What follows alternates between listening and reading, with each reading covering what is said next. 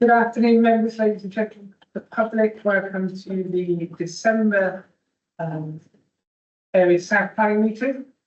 We're not expecting 5 minutes today, so if the alarm sounds, please use where the exit on this side, that side through the doors that we came in. Planning applications and presentation and speaking will happen in this order. The chair will announce the agenda item number, the planning officer will introduce the application.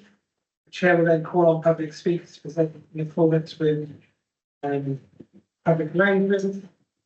The chair will then ask members and officers if they have any points of clarification or topics raised by the public speaking. The chair will then ask members if they have any technical questions, and the entire committee will discuss and debate the application. Members may seek further clarification on points from the officers regarding the application or points raised by the speaker. I start the meeting by asking if any apologies for absence. Thank you, Chair. We've had apologies for absence from Councillor Jenny Kenton, for whom Councillor Evie Potts-Jones substitute, and also apologies from the Vice Chair, Councillor PC. Thank you very much. And as we move at that point on to electing a vice chair for this meeting, I'm happy to propose Mike Betts to act as vice chair in Peter's absence. If members are all happy, could I have a second on that? Yes, Okay, all those in favour? Just to make things easy for Mike, Mike's requested because he doesn't like my aftershave if he can take sacked. So I've agreed to that. Okay, so Chair. I've said. I missed that one. It was probably a good idea, so we'll move. Minutes from the previous meeting. These aren't going this yet. We're going to defer these to our January meeting earlier. So they're still not been completed this yet. Any declarations of interest? Next question. For determination, I have to leave the meeting on the vote one. For the first, sorry, I'm on the wrong place, sorry. For the Castle Carey. The microphone on, speaking to the microphone. I'll have to leave on the Castle Carey. Sorry, microphone off. It's not your fault. There you go. I'll have to leave on the High Street Castle Carey. You got off again? Yeah, hang on, mate. We're still around in the last.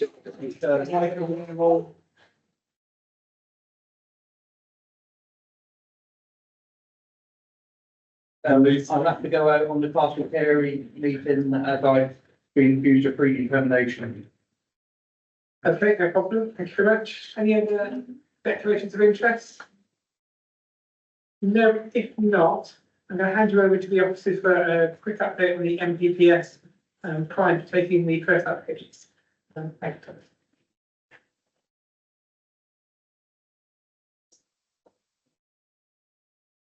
Thank you, Chair. Can you see it on the screen? So key part of the planning system we've seen last Thursday was a revised national planning policy framework was issued alongside various ministerial statements. So it's important that I quickly appraise you of the key points in that to then as we proceed to making decisions.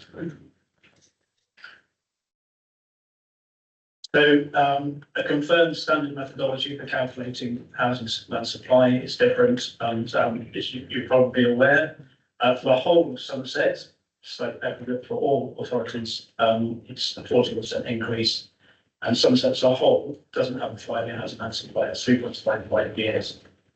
So as we've discussed in this forum many times before, the tilted balance of presumption in favour of sustainable development applies. It's interesting that at 11D2, it makes specific reference to location sustainability, design, making effective use of land and affordable housing. So we need to be mindful of those in that balance. As with everything, time to tell exactly what we can make our best difference as we proceed today. As we're aware, planning is very semantic in its language, isn't it? The word clear, strong and strong reasons for the refusal. It implies a sort of slightly higher level in terms of that phrase we've often used here, significant and demonstrable.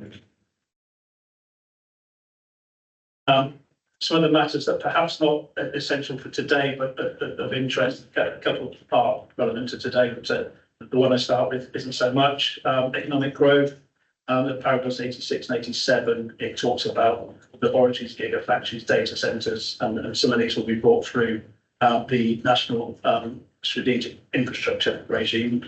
I've got that one, NSIP, National. It's national infrastructure, isn't it? Nationally significant. The emphasis on high quality design, thankfully, remains, and it's to be achieved through coding and guides, and it talks about a vision-led approach to transport planning. So there's with our placemaking principles, it very much goes to the heart of what a vision-led transport assessment will be about. It's an approach to, from reading my notes here, it's an approach that's more about keeping well-designed, sustainable locations rather than previously where it's kind of a predict and provide model. Paragraph 97, not relevant today, but you need to know is it talks about avoiding hot food takeaways and walking distance of schools. And there is text about climate change.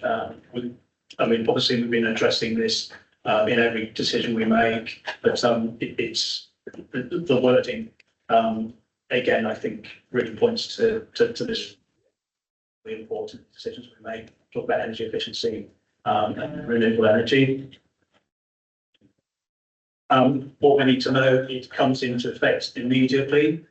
Then as people who follow this closely might have seen in the past, there have been transitional arrangements have been put in place, but the 5-year housing loan supply position applies immediately, effectively 5 years. So there's no change for us because we're in that situation anyway in making decisions here.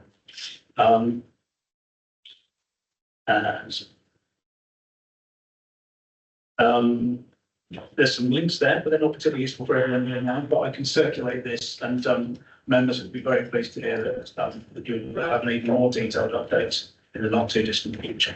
Thank you. Thank you, Councillor Webb. Yeah, although it comes into effect immediately, do the changes apply to applications which were submitted and heard pre the date of the 12th of December? Yes, Councillor. So anything that hasn't been issued, we need to review them before any decision notice are issued.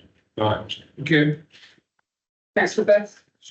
Obviously with the 5-year land supply, and all of the rulings coming our way, is there any consideration? The 5-year land supply is not helped at all if we give planning applications which the builders don't build.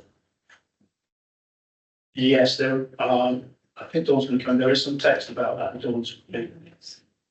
Yeah, it still looking at, when we look at 5-year land supply, it does go down to the micro detail in terms of which consents to be granted, how much time have they got left on them, when are they submitting through the reserve matters, when we think we're going to start construction on site. And then we do portion out what we think that development can provide per annum. So actually, it's not just we've consented 60, therefore there's 60 in our 5-year land supply. It's if we've consented 60, then, within 2 years, you might get the reserve matters application, they might start building within 1, they might deliver 20 for the first year. So actually, despite the fact we've granted 60, you only count the lesser number in terms of what's actually deliverable within that time period.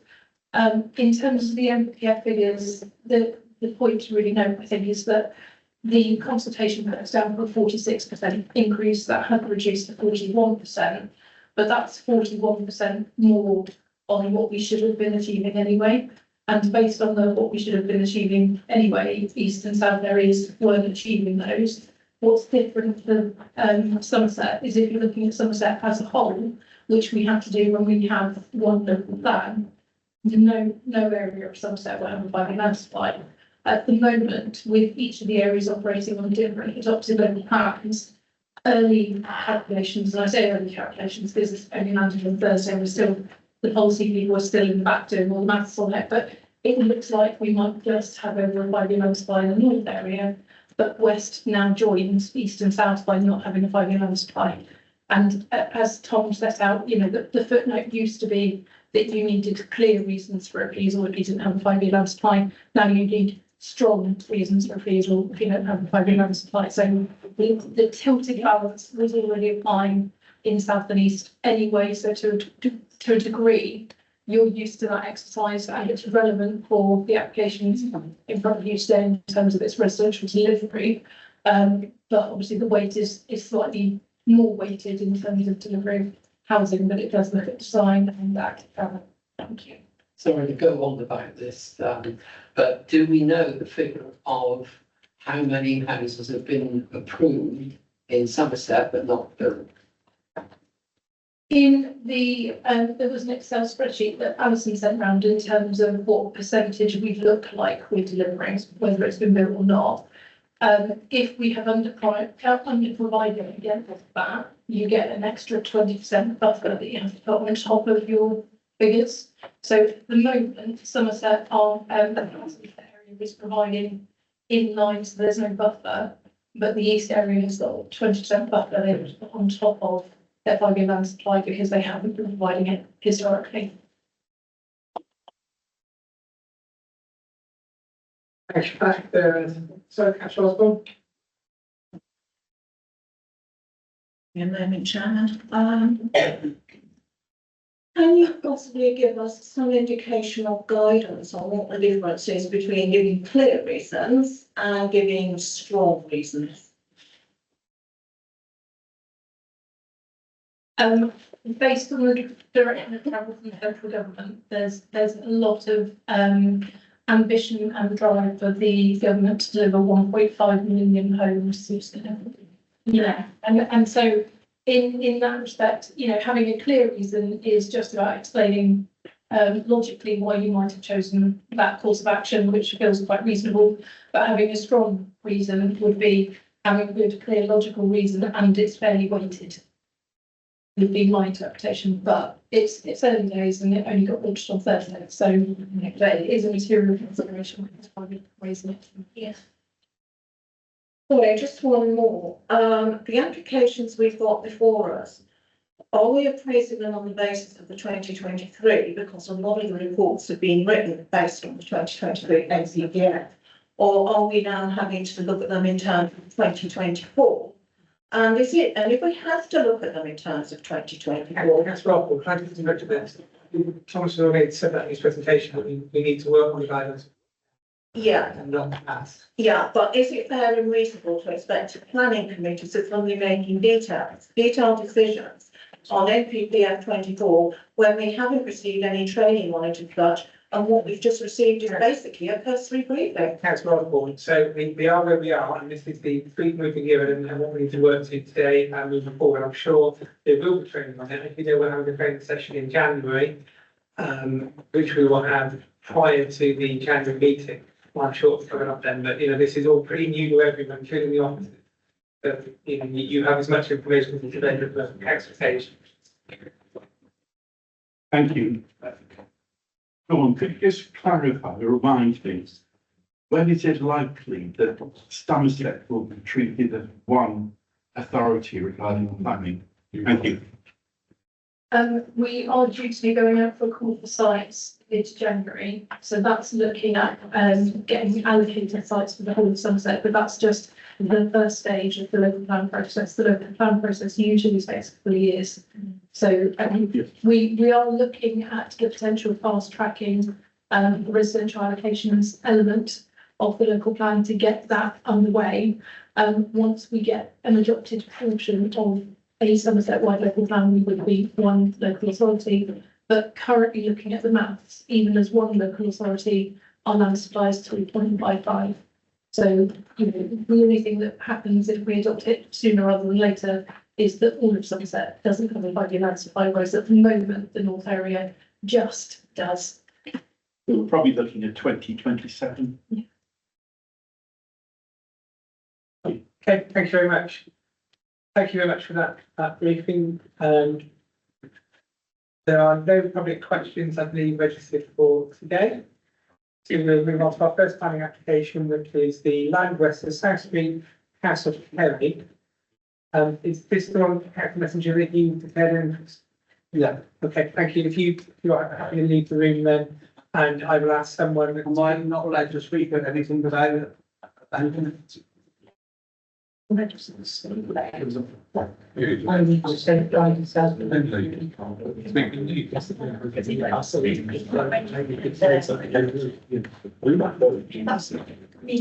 Surely you can Hang on a talk second. about it and Councillor it's not vote. You can talk. So when you declared interest, said you'd have to Well, I leave. was advised that I'd already predetermined the application, which I felt I hadn't, but that was the advice I was given by the legal department, so I'm prepared to accept that. But I still think I should be allowed to speak up for the division of Castle Kerry. Yeah. Yes, you can. Member. Yes, you just need to register. Dave's going to do the presentation. Yeah. B, and then, yeah. Are you happy with that? I'm happy. Okay, yeah, that's You good. can vote. Okay. Thank you very much. I'll hand you over to Sarah for the.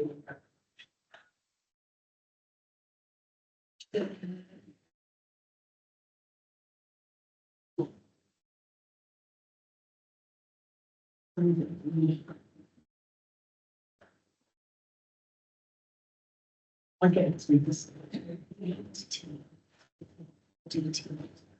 Yeah. Yeah, I know.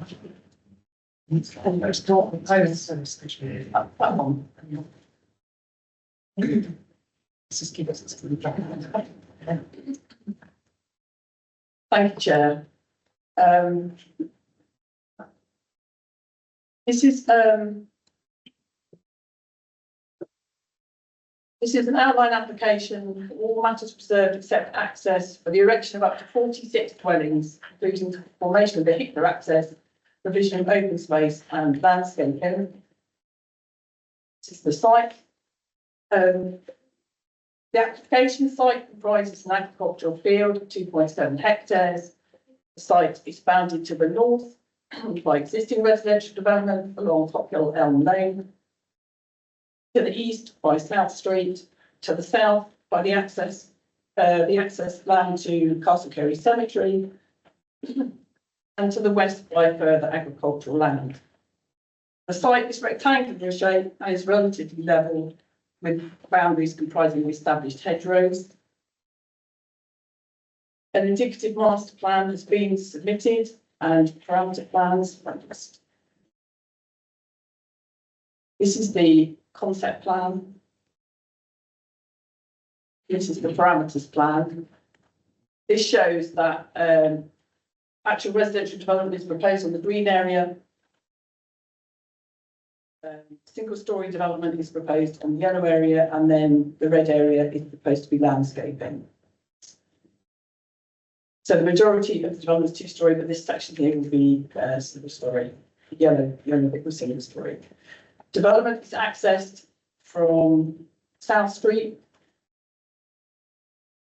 Supposed to be accessed from South Street with a secondary pedestrian and cycle access onto Cockhill Elm Lane, but that's not subject to this application today. We're not determining that today.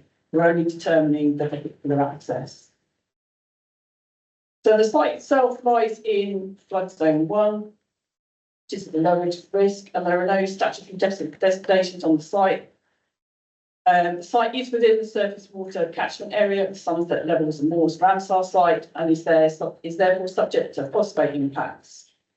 The centre of Castle Kerry is approximately 850 metres to the north of the application site, and the boundary of the conservation area is close to the northern part of the site. And I've added a little plan, so this is the site and that's the conservation area. As a competent authority, the local planning authority is required by Regulation 63 of the Conservation of Habitats and Species Regulations 2017 to undertake an appropriate assessment of the implications of the development on the Ramsar site's conservation objectives. A phosphate mitigation strategy and an HRA, Habitats Risk Assessment, has been submitted by the applicant, which has been signed off as acceptable by the county ecologist and Natural England. And as such, the Habitats Regs assessment is considered acceptable, and the proposals are therefore in accordance with Regulation 63 of Halifax Lakes. With regard to the assessment of the application, policy SS1 of the adopted local plan identifies Castle Carey and Ansford as a local market town where provision will be made for housing. Policy SS5 sets out the minimum requirement for the number of dwellings in the local plan period. For Ansford and Castle Carey, this was 374, and total completion commitments and completions, not including the current site, is 821 dwellings. And it should be noted that the number of homes specified in policy SS5 is a minimum target. And if this is exceeded, that does not indicate a conflict with policy. As we have discussed, council does not have a 5-year housing land supply. And in my report, it says 2.9 to 3.10 years. Obviously, this will now decrease as a result of the new NPPF assessments. The lack of a 5-year housing land supply means the presumption in favour of sustainable development is a significant material consideration. It has to be made in the context of paragraph 11D of the NPPF, which, as Tom explained, has now been updated following publication of a new version, and the principle of sustainable development has been strengthened. Furthermore, the local neighbourhood plan 5 years old and is therefore of limited weight. And since the council cannot demonstrate a 5-year housing land supply, the principal development is therefore considered acceptable as Castle Carey is considered a sustainable location as defined by local plan policy. With regard to highways, I'll just find the access plan again. Proposed access is for determination here, so road determining vehicular access. This would be in the form of a simple priority junction onto South Street. The access is 5.8 metres with visibility displays 2.4 and 43 metres can be achieved in both directions as shown here. And a 2 metre wide footpath is proposed to join existing pavements and they go all the way up to the centre of Castle Carey. Now, I know I've received a letter yesterday from Carey that raised issues about the loss of the hedgerow on the axis here. However, the plans show, I'm going to make that a bit larger, but the plans show the actual hedgerow is being retained apart from where the actual access itself is going in. And that whilst you can see from the photographs, there will be a need for some cutting back, it would not be as result in the loss of hedgerow as set out by Care before. It won't be a loss of huge substantial amounts of hedgerow. The highway officer has calculated that 46 dwellings would not generate excessive traffic even at peak hour. And the highway officer has recommended conditions under section 1 obligation to secure works to the highway as well as the travel plan.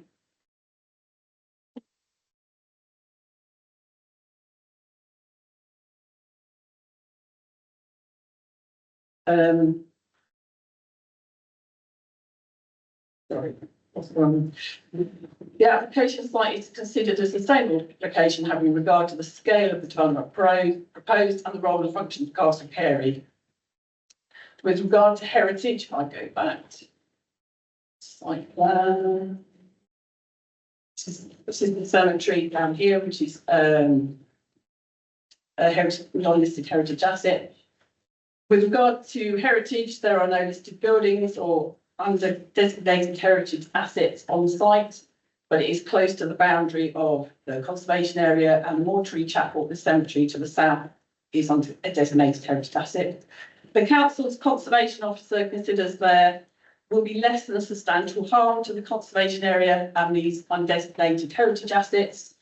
However, this harm could be reduced at detailed design stage.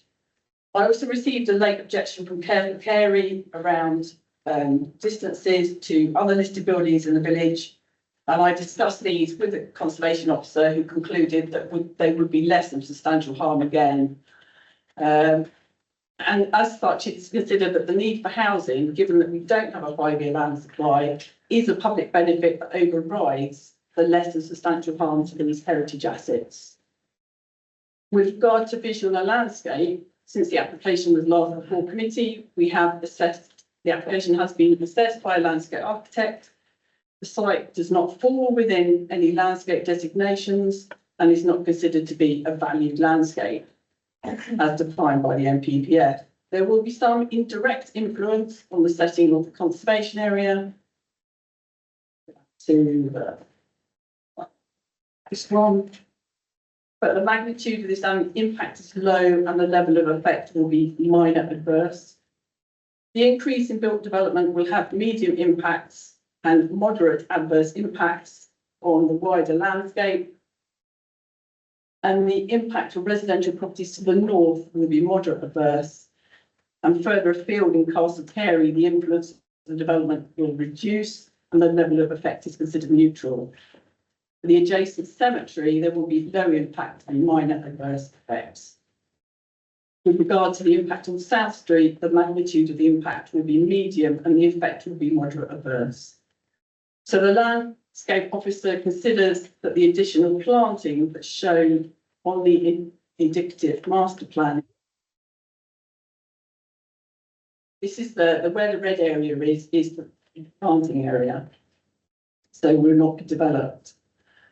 So the landscape officer considers the additional planting shown on the landscaping master plan and subtle earth shaping to raise the ground on the western boundary would mitigate much of the moderate adverse impacts, especially when planting has matured. And has recommended change, and the landscape officer has recommended changes to the conditions to that effect, which I've added. Whilst it's acknowledged that in the short term before planting matures, there will be some moderate adverse effects. These can be ameliorated by the landscaping to include further planting to the north and west and slight bunding on the west as well. There are no ecological concerns that cannot be mitigated by the developments. And with regard to phosphates, foul water will be discharged by a package treatment plant with a chemical dosing unit. And as such, no foul water is proposed to enter the public sewer network, and this will be controlled by condition and Section 106 agreement. Further letters have been received regarding arboricultural information. However, the ARB information is considered appropriate for this application. And since landscape scale and layout are for reserved matters for a later determination if the application is approved. The extension of the cemetery is a matter for the landowner, is not considered to be a material to the determination of this current application. I know there were some letters of concern. And lastly, the first time this application came to committee, Councillor Holthouse raised the issue of some case law dating to the main point being it was held that the NPPF did not create an irrefutable presumption that all housing policies were out of date when assessing their weight. Having discussed this with the legal officer, this relates to an older version of the NPPF, in some way out of date, but also this just relates to the weighting balance that the decision makers have to take in this case. So given all of this and the lack of the 5-year housing land supply, which as we heard has been changed by the new NPPF that came out last week. Bearing in mind the scheme has benefits of providing housing, including 35% affordable housing to policy compliant, as well as contributions towards early years primary school education, quick play, playing pitches, and contribution toward changing rooms. And this is considered to outweigh any harms arising from the development. And as such, this is recommended for approval, subject to the Section 106 obligations and conditions set out. Thank you. Thank you, sir. We will move on to the question section. So I'm going to call forward Graham House. First speaker, you use your microphone, press the button on the microphone there, and you will have 3 minutes.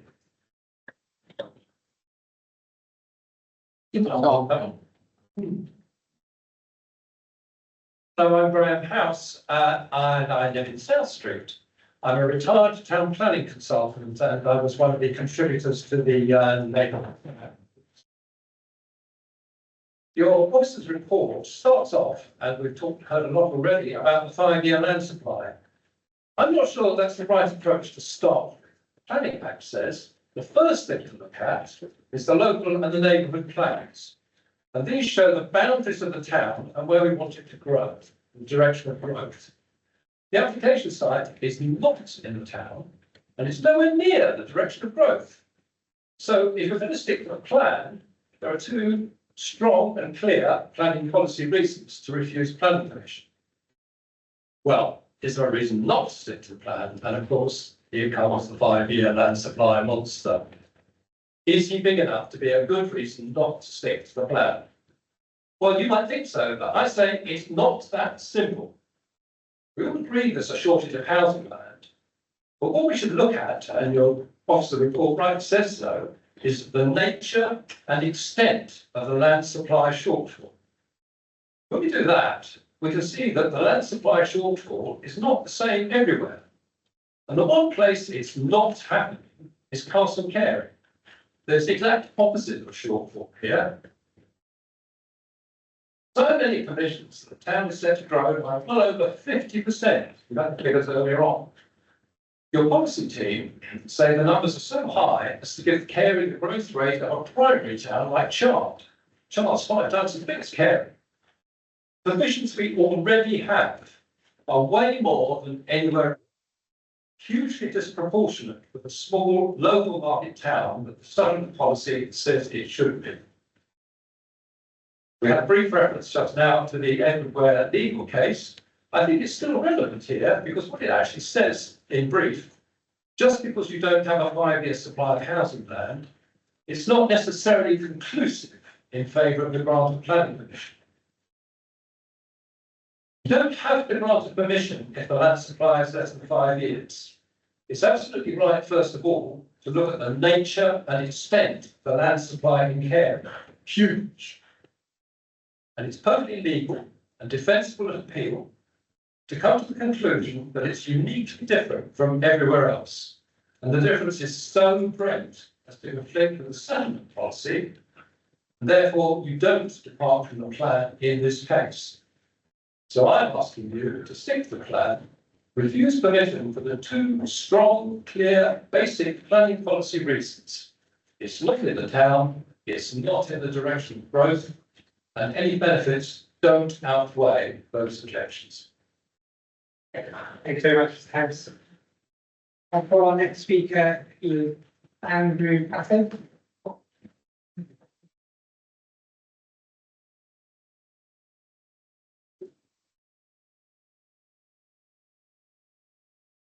Thank you, Chairman. It's Andrew Pate. I'm a local resident opposed to this application. Many of you no doubt recall that back in September, we highlighted that Castle Carey was becoming a centre for unplanned growth, as you just heard.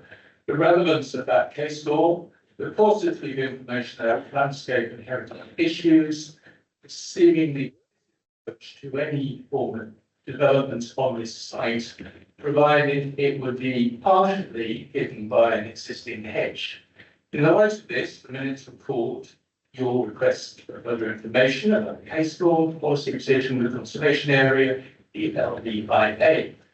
We're disappointed and in fact very surprised that today's report doesn't contain provisions to reference your reasons for deferral, the case law, the detail about the conservation area and its location, no proper assessment of the reassessment of the heritage and landscape issues, and no information about the high-waste concerns you raised last time before discussing to do with entrance, urban street lighting, and the lack of a footpath that disabled people can use to get into the town in sorts of steps. So we've written to you, we've case law, we've sent photographs showing the conservation area just 10 metres away, and we produced a professional heritage assessment which is independently achieved. And all this makes clear that the high levels of approved growth, nearly 3 times the notional application for Carey, really should be considered as a reason for tilting the balance back in the other direction. The local plan policies should not be dismissed too quickly when it's about boundaries, hierarchies, direction for housing growth, character and appearance, as well as landscape and historic environment. Plenty of reasons for refusal of this ill-conceived application. You seemed minded to refuse in September, and we suggest the evidence supports this. We ask you to refuse this large, unsustainable, amorphous suburban development in open countryside next to the conservation area and gateway, which is contrary to your local plan. Thank you very much, Mr. Pate. I call next, Helen Cleveland.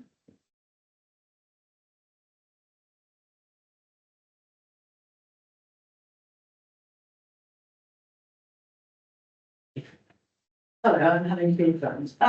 The NPPF change from clear to strong is not a general one.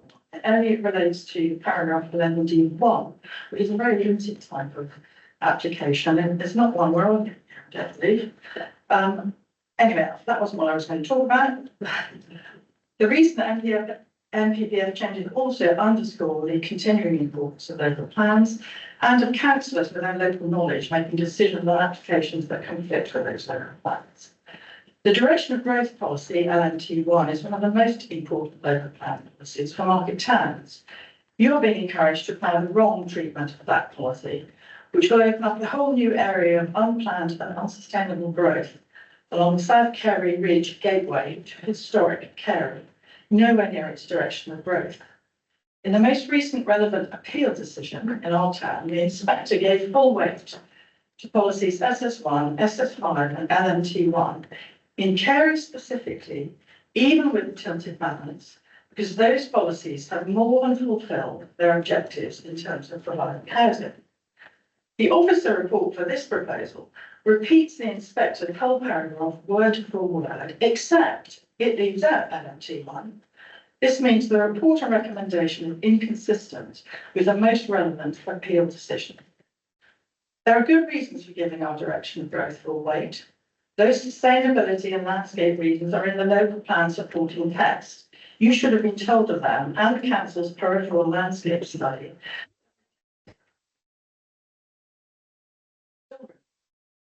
In the direction, all relevant but missing. Instead, the report applies a perverse interpretation of LNT1, implying policies meaningless. This creates a demonstrably harmful precedent for Carey, opening up a damaging new area of growth. It's a terrible precedent for the other market plans with directions of growth, and it's irrational. You've also been provided with opinions from a heritage expert and a high-risk expert, which have been ignored. The opinion of both experts have regularly been followed by appeal inspectors, so ignoring them is also irrational. Kim Sankey, who provided the heritage report in early November, was previously a conservation officer for Dorset. She's identified the highest level of less than substantial harm to heritage assets in this case.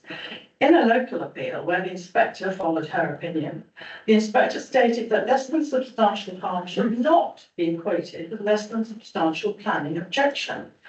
The inspector also noted that the statutory duty to preserve listed buildings and their settings had not been met. And this is not the only decision in South Somerset to refuse permission for less than substantial harm to heritage setting, notwithstanding the lack of housing supply. In a town with an affordable housing glut, the identified benefits of this application are largely cut and paste and slim. The balance of the group is not met. Thank you. Unless you buy it, but voted irrational. Thank you. Thank you. Can I please call Fletcher Robinson next from the CPR?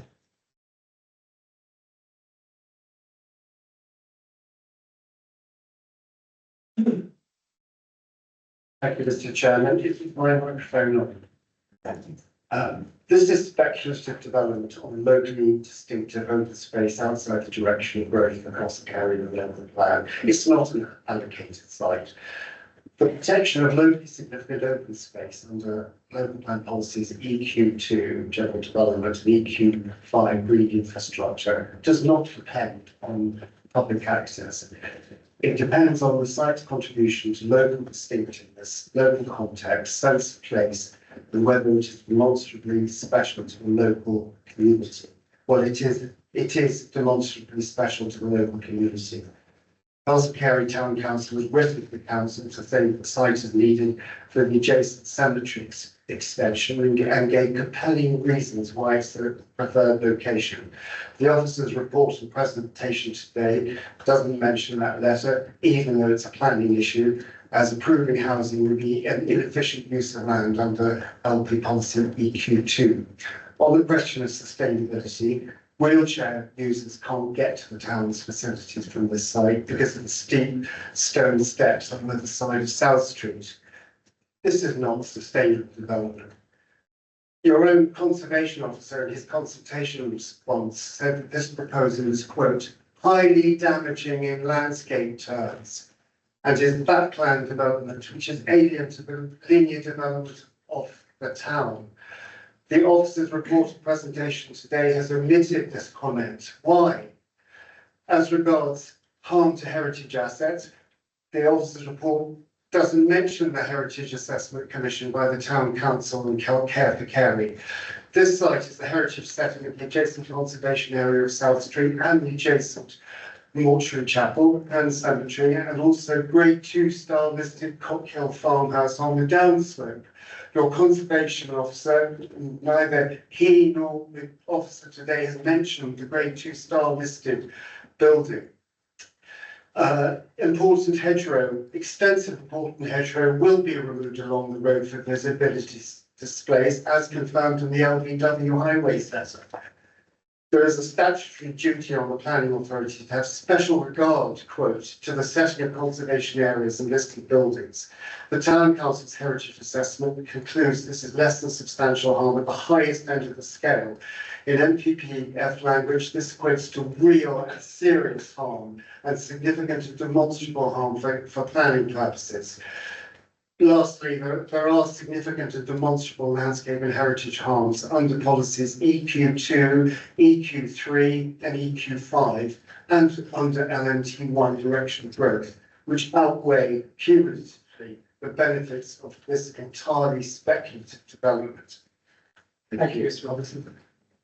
Then it's for Mr. Sheffield. Thank you very much. I'm Andrew Sheffield. I'm Secretary for the Castle Carey. I wonder if I could just add a couple of points to your summary of the new NPPF. When the government announced this, they also said, and I quote, "We have heard concerns that some developers have used the presumption, we've been hearing so much about, to promote low quality, unsustainable development. We are clear that the presumption cannot offer a route to creating poor quality places." So in this, the government is really emphasising the value of local knowledge, and elsewhere it has also reaffirmed the responsibility which local elected councillors bear in shaping communities. And looking a bit further forward, perhaps speculatively, the plans announced yesterday to move to a more place-based development model have been warmly welcomed by many councils, including Somerset. So I would argue that local knowledge is critical in understanding this application, and I fear that it is not being given adequate weight. Let me give 3 examples. You may be familiar with these, but they're worth repeating. We're told that the site has easy access to the town centre.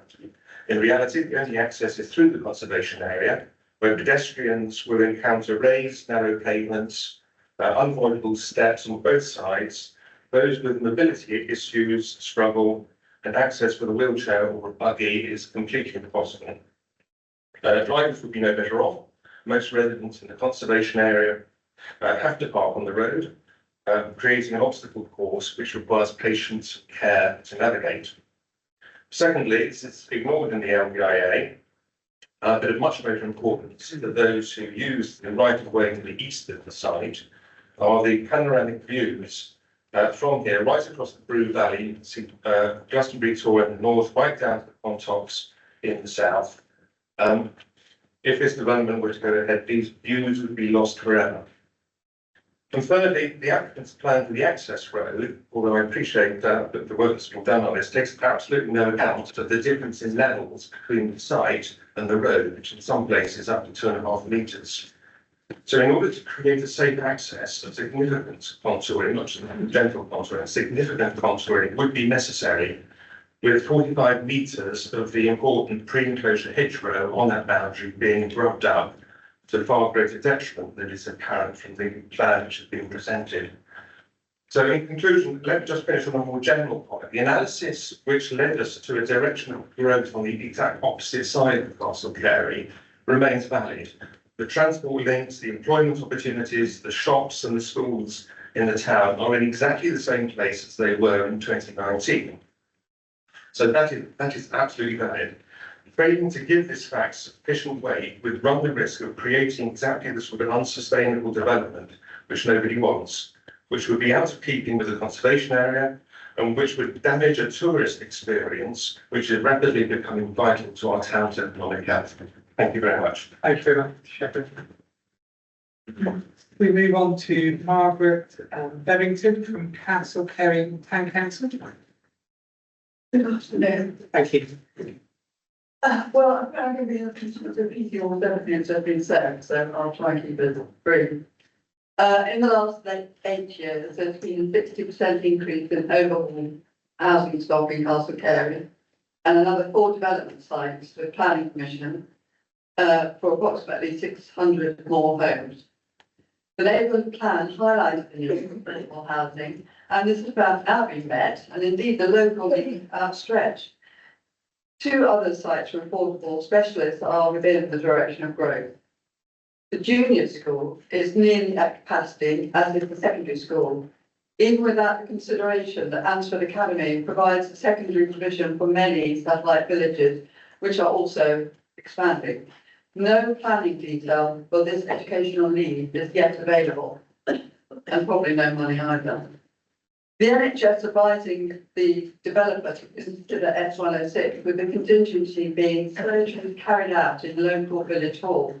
With no increase in infrastructure, the residents will have to seek these services outside of Carey, including dental provision, since the dentist in Castle Carey is also full.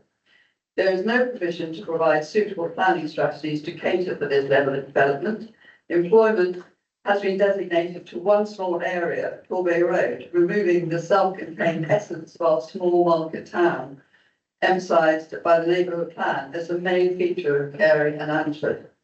Without the facilities to encourage local employment, the residents will need to look elsewhere, increasing traffic through the centre of town.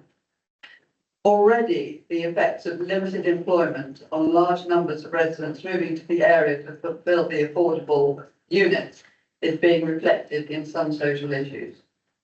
With respect to this site in particular, this site is outside the designated direction of growth highlighted in the review of potential sites in 2005. And as has been mentioned by everybody else, it's not PDA compliant to get into town by anything other than people who are capable of walking on their 2 feet. Health and well-being. Site is a place of reflection next to the cemetery and has a unique position away from traffic and housing, which gives the residents an opportunity to reevaluate and reflect on their lives and peacefully tend the graves of relatives. And possibility of extending the cemetery would be limited to expansion into the countryside. The development of the site outside the direction of growth leaves every town in South Somerset vulnerable to this type of speculative development, regardless of the location or suitability. As the large number of similar applications being lodged testify, there is no need for this development. We have fulfilled our development quota, and this particular site really is one site too many. Thank you very much. Thank you very much. Okay, next, I'd like to go to Councillor Hopkins.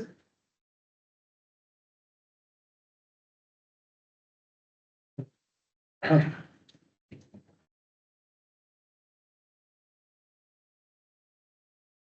you, Mr. Chairman. I want to talk about 2 things. The first is affordable housing. As you've seen in the officer's report, we've had 867 houses already put into Castle Carey. I think the figure's actually more than that, but I'm not going to argue it. Over 400 of those are affordable homes already. We have absolutely no need, no housing requirement at all for either any extra houses or any more affordable housing, because we have already got considerably more than our allocated share. The second thing I want to talk about is sustainability. Here, I was trying to find the section on the officer's report, the TRA1, I think it is, which says that there has to be a sustainable route for both bicycles and pedestrians into the town centre. And in this case, there isn't. We have 5 steps going down on both sides of the pavement in House Street. Picture is there. We are not allowed to touch those. That is part of our conservation area. I asked the question how this site can possibly be sustainable with what we have in place at this point in time. Thank you, Mr. Chairman. Thank you very much, Henry. Councillor Messenger. Yeah. It's really difficult, this, and it seems to be going around in circle, and the message is loud and clear, this is not wanted in Castle Carey. But from someone that travels the road to Castle Carey, if you're travelling west towards Castle Carey, it sits on the brow of the hill if you're travelling west to east. Therefore, it will demonstrably harden the lay of the land. As it's been pointed out, there's an 18th century chapel up there where people go to reflect, and they can do so with privacy up there because it's a quiet location. It's almost like the settlements and villages and small market towns in Somerset are under some sort of siege from opportunist developers and land agents. But we've got to stand up for what's right. The footpath from the church down to Castle Carey, I walk it every day, and it is lethal as it is. Without major alterations to that footway and the height of the hedge and the bank is, as a picture was shown earlier, is over 6 foot tall. It's just going to create more damage. Even at Elmer Field, which is a development further down, there's a footpath one side of the hedge for the public and the residents of the houses. There's a hedge between, and there's a footpath for those residents as well. Far safer, and if they were going to do something at South Street, it should be reflected like that. I hope that the rest of the committee can see all the downside of this opportunity to develop outside of our neighbourhood plan. That was enforced by this council and accepted by this council, and now we're scrapping it. We're not paying any attention to it. Local opinion of what's happening, as has been pointed out, we've already overdeveloped in Castle Carey. We cannot keep taking more. The town has been damaged enough now by the development. We don't want no more damage. Thank you. Thank you very much. Okay, so we will move on to points of clarification and questions from members of the committee. Councillor Osborne. Thank you, Chairman. I've got a couple. The first one is, I just want some clarification because the case officer spoke very, very fast at the end, so I don't know if I caught it, but she was referring to, I think, what was the... Sorry, my apologies, because I added 2 councillors in, I completely missed off the 8. My apology. That's absolutely fine. Come back to me, please.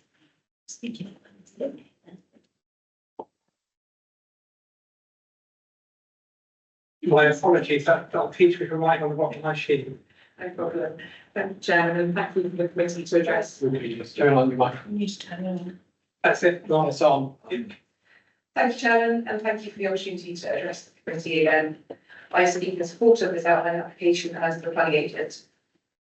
Following on from the deferral of this application from the September and November committee meetings, further consideration has been given to the issues raised by the committee in respect of the best and most versatile land, impact on the conservation area, landscape impact, compliance with relevant planning policy, and access into the town. The planning officer has reconsulted with various consultees to provide robust responses to the concerns raised at the last 2 meetings. None of the updated consultee responses has raised an objection to the proposed development, and the assessment and recommendation of your professional officers remains unchanged to approve the application. We have continued to engage positively with officers of the council under the recommendation of the new landscape officer. The applicant has agreed to further additional landscaping to be secured through a condition requiring details to be submitted at the reserve matter stage. The new NPPF published last week takes immediate effect and aims to boost housing supply. The new standard methodology revises the 5-year housing land supply for South Somerset Down to a position in the region of 2.13 years, an alarming disparity which needs to be addressed now. This site is in a sustainable location within walking distance of a range of local services and facilities and offers affordable homes, which aligns with the presumption in favour of sustainable development that applies to this application. The committee report finds that the benefits of the proposed development in the form of delivery of new homes to meet an identified housing need, the provision of up to 16 affordable homes, Section 106 contributions towards improving local infrastructure, biodiversity net gain, and stimulating the local economy significantly outweigh any adverse effects. The NPPF requires you to approach this decision to be taken in a positive and creative way, and you should seek to approve applications for sustainable development where possible. There is a lack of significant and demonstrable harm presented by the proposed development. There are no sufficient grounds to justify refusal of this application. We urge you to approve the application as per the comprehensive and robust case summary report. Thank you very much. Thank you very much for apologies again. We will go back to questions and points of clarification. Councillor Osborne. Thank you. How could you possibly miss the agent, Jason? But going back to my point, which I think Claire may have partly answered, but at the very end, when you were discussing, I think, the Orme case, that just because you don't have a 5-year housing supply doesn't mean you have to pass everything. And you refer to that as sort of an old NPPF, etc. We've now got 2024, which we now have to deal with. So are you actually saying, just to clarify, are you suggesting that our policies are now in effect set aside if we have less than a 5-year housing land supply? Thank you, Chair. So that did directly reading out the NPPF was so paragraph 11D, where there are no relevant development plan policies, well there are, or policies which are most important for determination of application are out of date.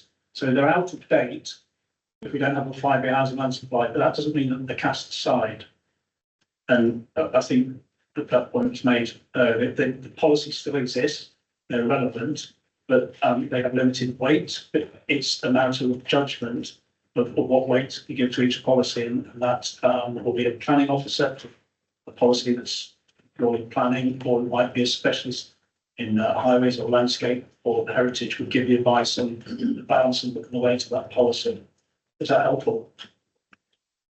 It is and it isn't. No surprises there. But has any subsequent case to the Edward Ware case where that was established, has any subsequent case come forward that overrides that Edward Ware case? I'm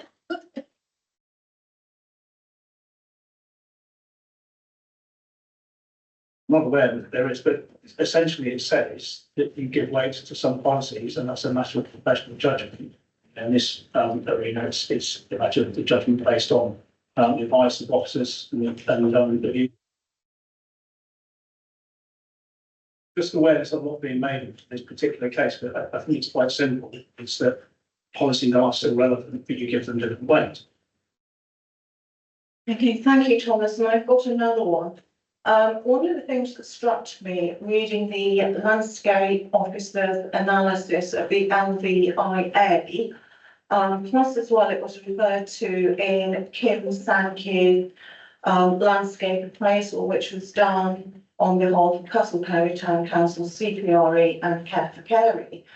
It kept being repeated that we can mitigate the harms, in other words, downgrade them, if we plant even more trees and shrubs, and if we do some gentle, subtle alteration of the ground. If you alter the ground levels, what impact is that going to have on the workings of your attenuation pond and possibly your PTP? Because there's no evidence anywhere in the report that that's been taken into account. Thank you, councillor. The landscape officer was talking about subtle funding, so I don't think it was a massive change in the actual topography, but a subtle funding just to provide a bit of extra mitigation on the western boundary. I think we are talking about outline application here, where further detail, so we haven't got all the landscape details here, we've got indications through the master planning where the landscape's going to be, what the developable area is going to be, but these details, if the application is approved, will come forward at that time. And so effectively, we've got another bite to the cherry with the reserve matter application to ensure that there is no conflict between any funding and any sustainable drainage for the PTP. Thank you. Thank you. I'm going to move to someone else, councillor Best, then councillor Page, and councillor Batkin, and then councillor Brown. Thank you.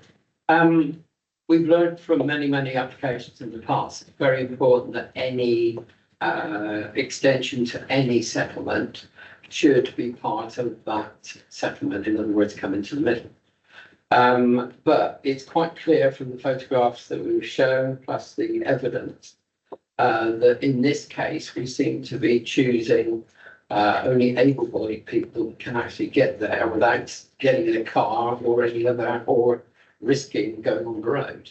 Why is that not being taken into consideration? It's okay that the new entrance and pathways are fine, but past that, going to the centre, it really does, illustrated by the steps, find it really difficult for anybody with disabilities, even pushchairs or anything. Thank you. I'm just giving Adam a bit of forewarning that I'm going to come to him for active travel in a second. But in terms of the development itself, when you have a development of a site, the site needs to comply with the policies. We do look at active travel. We have adopted placemaking principles as part of the new council. So I believe Adam to look at to comment on how that in specific has been looked at through this application. But in terms of amending the existing situation, there is obviously a challenge in terms of the location of the site and where the location of the site is, given the steps that are in place and the steps that form part of the conservation area. So for the character and the heritage value of the conservation area, you really want to switch those out with a nice ramp that has a decent slope, because that would intrude on the wider conservation characteristics of the settlement. So there is a conflict in terms of enabling easy access from the location of the site to all facilities. But that's balanced against retaining it as a conservation feature. And, you know, we wouldn't be eroding the conservation feature in the middle of the conservation area to enable necessarily easier access. But for the site specific, I don't know if there's anything you want to discuss up in terms of active travel. And then could you pop your camera on and join us for a second?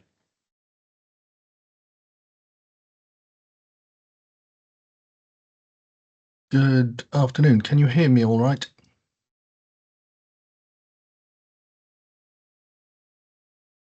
Can you hear me? Yes. Yes, we can hear you. Right, okay. I think the answer has already been given. Yes, you are absolutely correct. When our officers consider a planning proposal, we have to look at active travel. We have to look at access, not only for car drivers, but as you so rightly say, for all users of the highway. However, it doesn't remove a requirement for us to consider all of this in amongst the raft of policies, rules and regulations that this development proposal is presented within. Now, one of those is obviously things like the National Planning Policy Framework, which contains tests of scale, reasonableness directly related to the site. And obviously, yes, for this particular application, we have considered all aspects of access because that's what's up for consideration at this time. But on the back of only 46 units, when, as you've heard earlier, it's a limited generation of traffic, for vehicles, for example, we consider it only sort of 23 vehicles in the peak hour. You're only looking at one vehicle every 3 minutes or so. That level of traffic, as Councillor Hobhouse so rightly said, your consideration of those existing steps and whether amendments, improvements to those pedestrian infrastructure aspects could be amended, bearing in mind it's within that conservation area, the amount of work needed was considered to be not within the tests of scale or reasonableness. So yes, as I say, you are correct. Active travel policy, looking at pedestrian access and access for those perhaps who have mobility issues is important, but it's within the whole framework of the policies, the planning rules, the regulations, the tests, the National Planning Policy Framework. And in this particular case, bearing in mind the access can be created to adoptable standard, there's visibility displays, there's, you've heard there's no heritage, no conservation, major, severe impact. We felt that we didn't have enough grounds to raise an objection specifically on the sort of active travel basis. Thank you. Mr. Victor. Thank you. Obviously, we've just talked a lot about what the site isn't delivering. So in terms of what the site is delivering, on page 64 of the report, it does that it's delivering a travel plans that will look at trying to encourage more sustainable methods of transport. It is delivering development of the internal layout of the development to facilitate pedestrian access to the site boundaries, beyond, but to the site boundaries. Extension of the existing footway on either side of the proposed junction onto South Street to tie into the existing footway along South Street. So there is a betterment, but appreciate it doesn't remove the steps. And the provision of tactile paving, paving on both sides of the proposed access on South Street. So in terms of what it is providing a betterment, which is considered to be sort of appropriate relative to the scale of the development that's being proposed. But there isn't a solution for the steps, unfortunately. Thanks, Rebecca. Another question. I'm going to ask, when did the officer from the highways visit the site? Adam, can you answer that? When do we visit the site? I travel through Castle Carey regularly through South Street, and this is not only during the day. I go at various times of day, morning, afternoon, so I see the traffic levels associated with the roads in the area at different times of day. So we see it where the traffic levels vary due to times of day, rush hour, school delivery times and so forth. Thank you. Councillor Page. Thank you. Couple of questions for the planning officer. The first observation is the council conservation officer said this proposal, quote, was highly damaging in landscape terms and, quote, alien to the settlement pattern of the conservation area. Those are very highly relevant comments, but they were omitted from the officer's report. Why? That's the first question. With all due respect to the conservation officer, he is not employed to give planning officers landscape advice. So that's why I did not include those in the report because he's talking about landscape impact, which he technically is not qualified to do because he's employed to give us some conservation assessments or landscape assessments, which is why we're now separately to the landscape architects to assess the LVIA.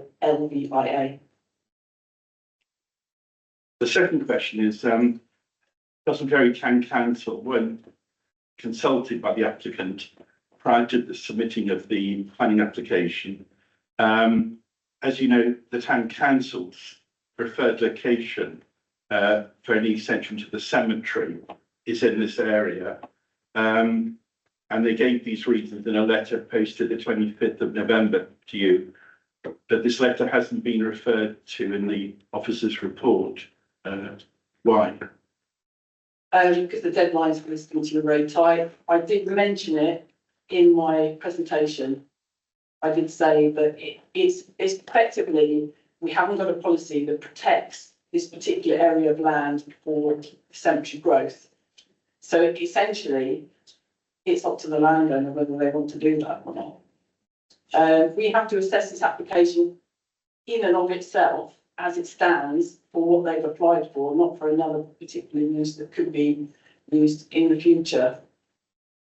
So I did mention it in my presentation. Thank you. Thank you, Councillor Patrick. Thank you, Chair. My question is about planning policy TA5. I'd like some clarification or guidance on which, for anyone who's listening, TA5 is about safe, inclusive travel for everyone, able-bodied people and disabled people. So my question on that is with policy TA5, securing inclusive travel, where is it from, where is it to? Do we have to make sure we're providing safe, inclusive travel into the town centre, for example? Or is it just on the site in question, into and out of the site in question? Can we have some clarification on that, please? In terms of assessing planning applications, we have to assess planning applications in terms of the impact or mitigation that they themselves can deliver. Dependent on the scale of application, we can often enhance that delivery through working with the developer and with highways, if we've got highway land, to ensure those connections move beyond just the lit outline of the site. Once you get to a major planning application, we do enter into section 106 negotiations with the applicant. As an outline application, obviously the layout's just indicative, but there is a secondary sort of pedestrian link just on the peak that goes up there. So in terms of what is being provided for the site, they have shown the site entrance to the application. That's been looked at and assessed, and then the highway safety and pedestrian safety. They are proposing to provide pavements on either side of South Street. That's been assessed through highways and considered to be a betterment in terms of highway safety and pedestrian accessibility relative to what's there. So it would result in a betterment in terms of existing residential units on the opposite side of the highway plus this development. But you know, the finances of the development proposal will only stretch so far. So you can't have a small scale development with accessibility to completely the other end of town. But we do enter into strong negotiations in terms of what we can achieve and how we can achieve it. And through the section 106 agreement, there are at the end of the application, I know someone did say something about education. There are education contributions being secured as part of this application. But that's also set out in this near the end of the report. It's just before we get to the conditions. Thank you, Councillor Rowe. Yes, thank you.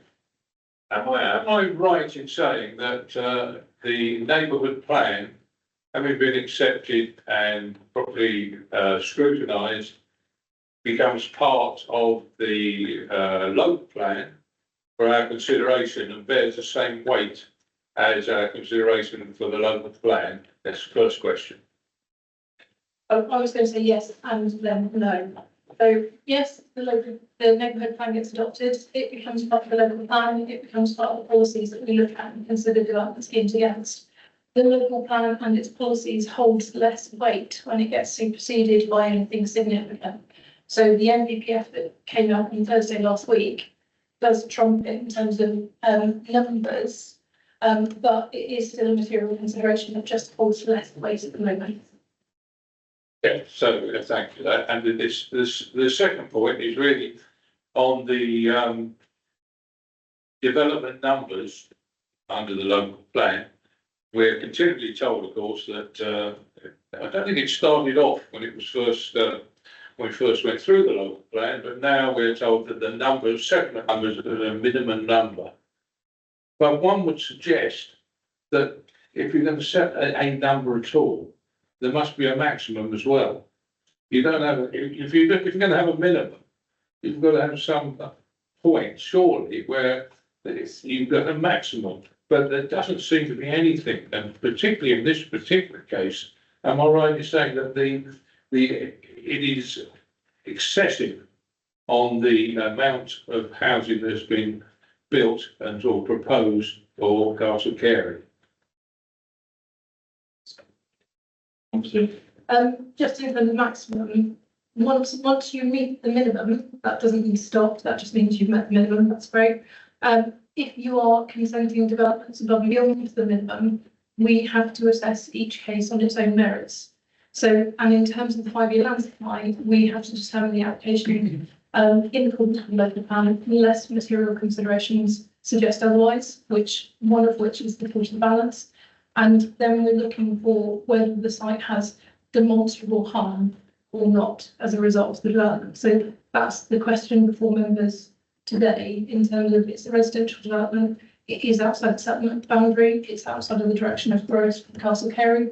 Castle Carey has had quite a lot of development over the last period. We still haven't got a 5-year land supply in Somerset or South Somerset in accordance with the NBPF. So the question is, with the tilted balance in play, is there sufficient demonstrable harm as a result of this development that would result in recommendation of refusal? That's what I'm going to do. Just on that point, if the demonstrable harm is a large amount of housing being developed in one particular place and not in others, frankly, is that not sufficient for us to say we think that the tilted balance hasn't tilted far enough or tilts the other way because of the overdevelopment of this area? You can, but that's part of the balance in front of you today. So if you feel an additional 46 dwellings is so significant that it really adversely impacts the character and the scale and overall development of Castle Carey to the point where it's unsustainable now for an additional 47 dwellings, that is a judgment we can make as members. But it's within the context of the lack of 5-year land supply and the other impacts that set out. Okay, thank you very much, Councillor Packard, and then I'm going to move us into the debate. Thank you, Chair. There's only one more point of application with regards to 11T1, which is the direction of growth policy. Does that mean when a policy is in place, does that mean growth can only happen in that area? Thank you. If we had a 5-year land supply, then we would have an up-to-date policy and we would be able to attach full weight to those policies. So we would say we've delivered all the housing we're supposed to deliver through government, and we have a preference to have it here and there's a policy that supports it. Therefore, in that location is generally acceptable in principle. If it's outside of that location, the development, if we're relying full weight on the local plan, outside of that area, they would have to demonstrate significant planning benefits to be granted planning permission outside of the direction of growth. But the balance isn't demonstrate what significant benefits you've got. It's the reverse, that we have to demonstrate significant harm as a result because we haven't got 5-year land supply. But the conflict with the directional growth is an area if members have concern about that in particular. Okay, thank you. I'm going to move us into the debate. Councillor Oswald, do you want to start us off on debate? I wasn't necessarily going to start you off on debate, but I just wondered how many towns, market towns in South Somerset actually have got something like 100 and 250% approved applications for the original outline that are going forward, because that is a massive number for what is a modest market town. Where do you start? I think it's interesting, there's very little reference made to the conservation, the independent officers report.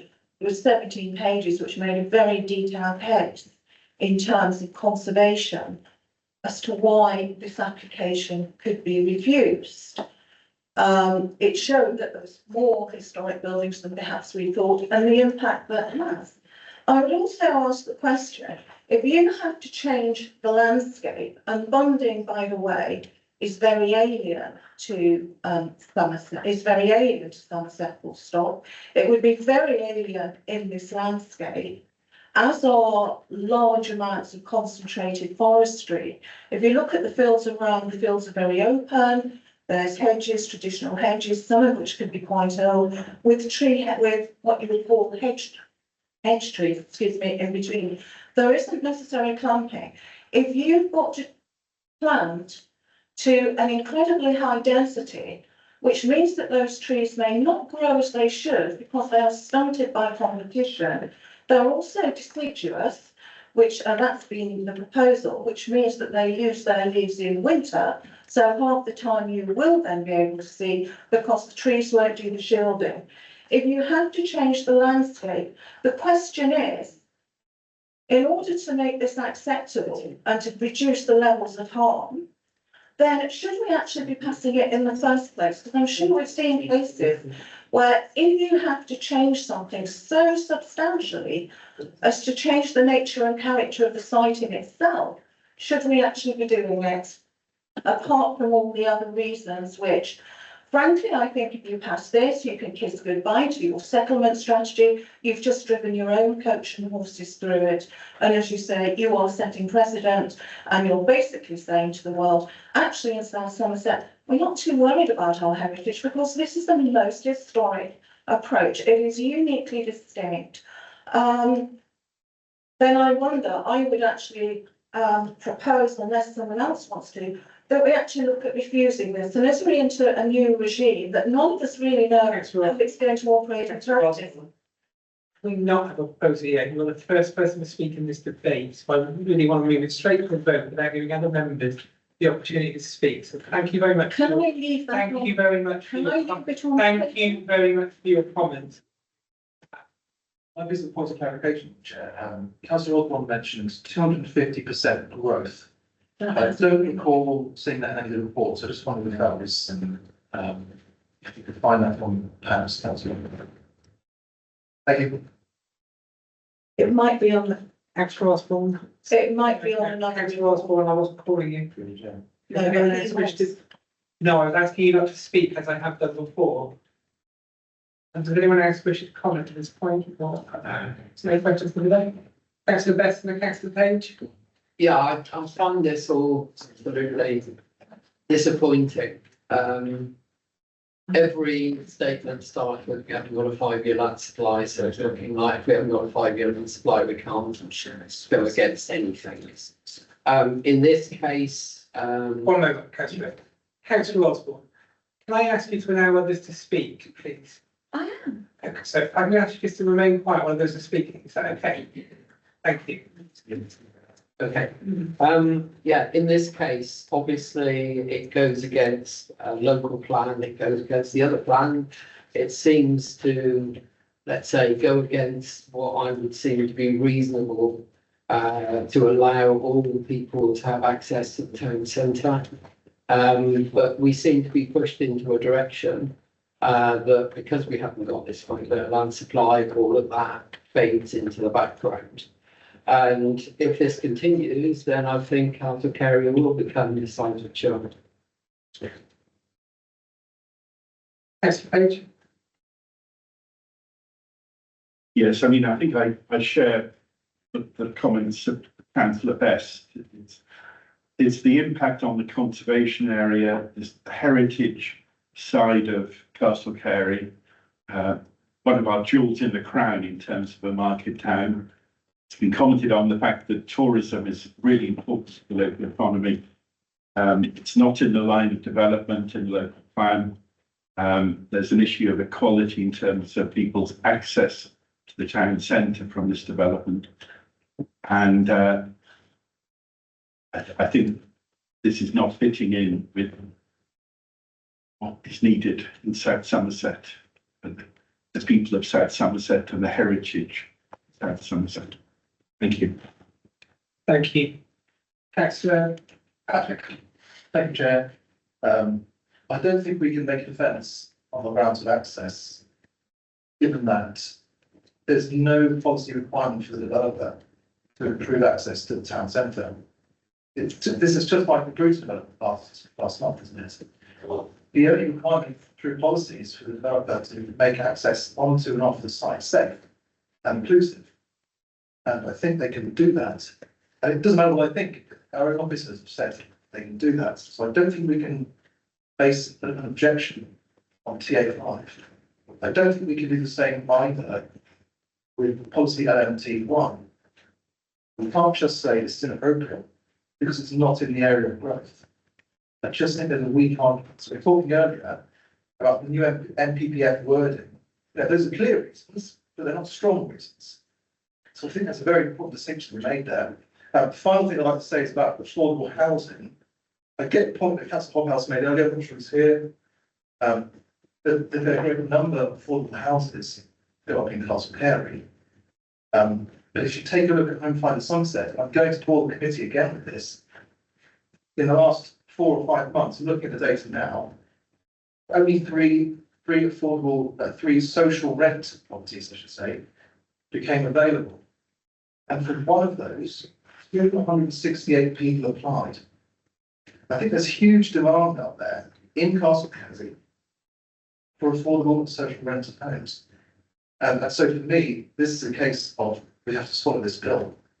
I am minded to vote in favour of this. I don't think there are strong policy reasons to refuse this. Thank you. Councillor Webb. Yeah, well, as Councillor Best said, here we go again, really. It's the same old 5-year housing supply conundrum, which we all hear every planning meeting. Quite frankly, if we had a 5-year housing supply, we wouldn't be looking at this. It was being refused on the various grounds which have been put around already to do with growth, the area of growth, the direction of growth rather. But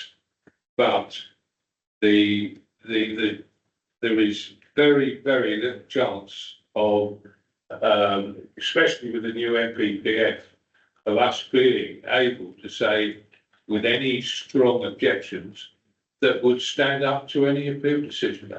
It just is, well, it's depressing to come here, frankly, and do this every week. And we all know, frankly, this isn't right. It's not the right place. It's not, the access isn't right. But we are being told by not only the government, but by our officers here that we haven't got a strong enough case to be able to object to it. So there we are. Thank you. Councillor Page. Thank you, Chair. I'm not as pessimistic as you, Councillor Wale, because I think in the words actually the senior planning officer, we can object to this development because of the demonstrable harm it's doing in terms of the various points we've been discussing, in terms of the impact on conservation area, the heritage. It's not in the line of development. So I think we actually do have a robust case for opposing it. Sorry, you're right. I did say direction of growth was a material reason because it is. In terms of the harms that are being expressed around the table, so the biggest one I'm hearing at the moment is conservation, heritage. On page 50 and 51 of the officer's report, the council's heritage officers, they're qualified in assessing heritage impacts. I'm not, but they are. They did consider that harm can be reduced at detailed design stage because it's just an outline application. So this application is just looking at principle of development. But the heritage officer did consider that such harm could be reduced through detailed design stage, subject to the final form of development and the overall design approach. So they were quite happy, subject to negotiation with us through the approval of reserve matters scheme, that actually the impact on heritage could be adequately covered, which is why officers are putting a favourable recommendation towards members rather than recommending refusal on heritage grounds. It does say, it should be noted that in the case of the conservation area, there are very limited views of the site from, very limited views into the site from the conservation area. Given the general topography of the site and such views are experienced in the context of surrounding existing residential development, including more modern development on the opposite side of South Street. So that was the comments that we had for the heritage specialist on the planning application. The other thing that members mentioned was about landscape harm.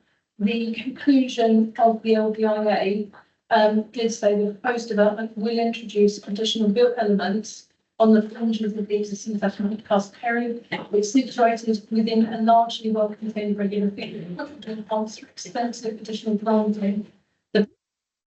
Those selectively perceived, largely only in close proximity and reflected open locations to the west, physically connected to the existing settlement. The proposed development would not dominate or influence the landscape, be out of character with the surroundings, or dominate any key views. From an opposite perspective, they were the specialist views provided to us, which is why from an opposite perspective, we are recommending approval, notwithstanding the policy conflict with it being outside of the direction of growth. But it is an area for members to consider, but I would urge caution in terms of conservation and landscape impact, specialist. I just ask a clarification. The heritage officer, they're different from the conservation officer, or they're the same person?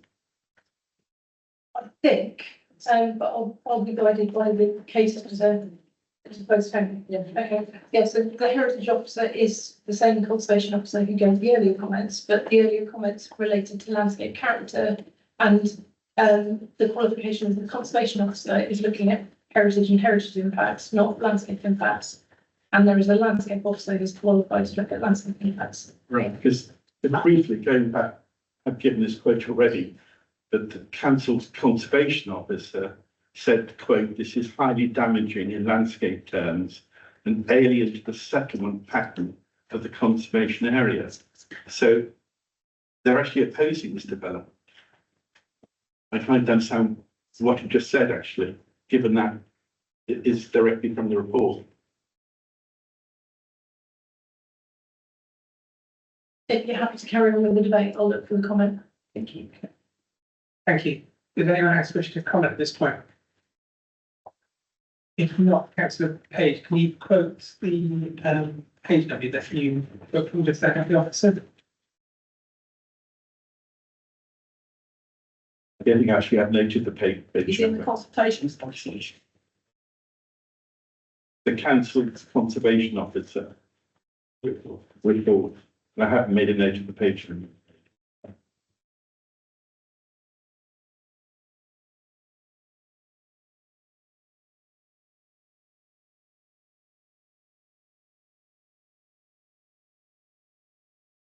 But you did say earlier, this is helping neither of us, that the conservation stroke heritage officer, they give opinions, but they're not the same as the planning officers. It doesn't help either of us, but I just think it's important that we note that they have sort of opposed this development. I haven't yet found the comment that confirms that. And there are differences between each of the specialists. Each of the specialists are qualified in the areas that they advise on.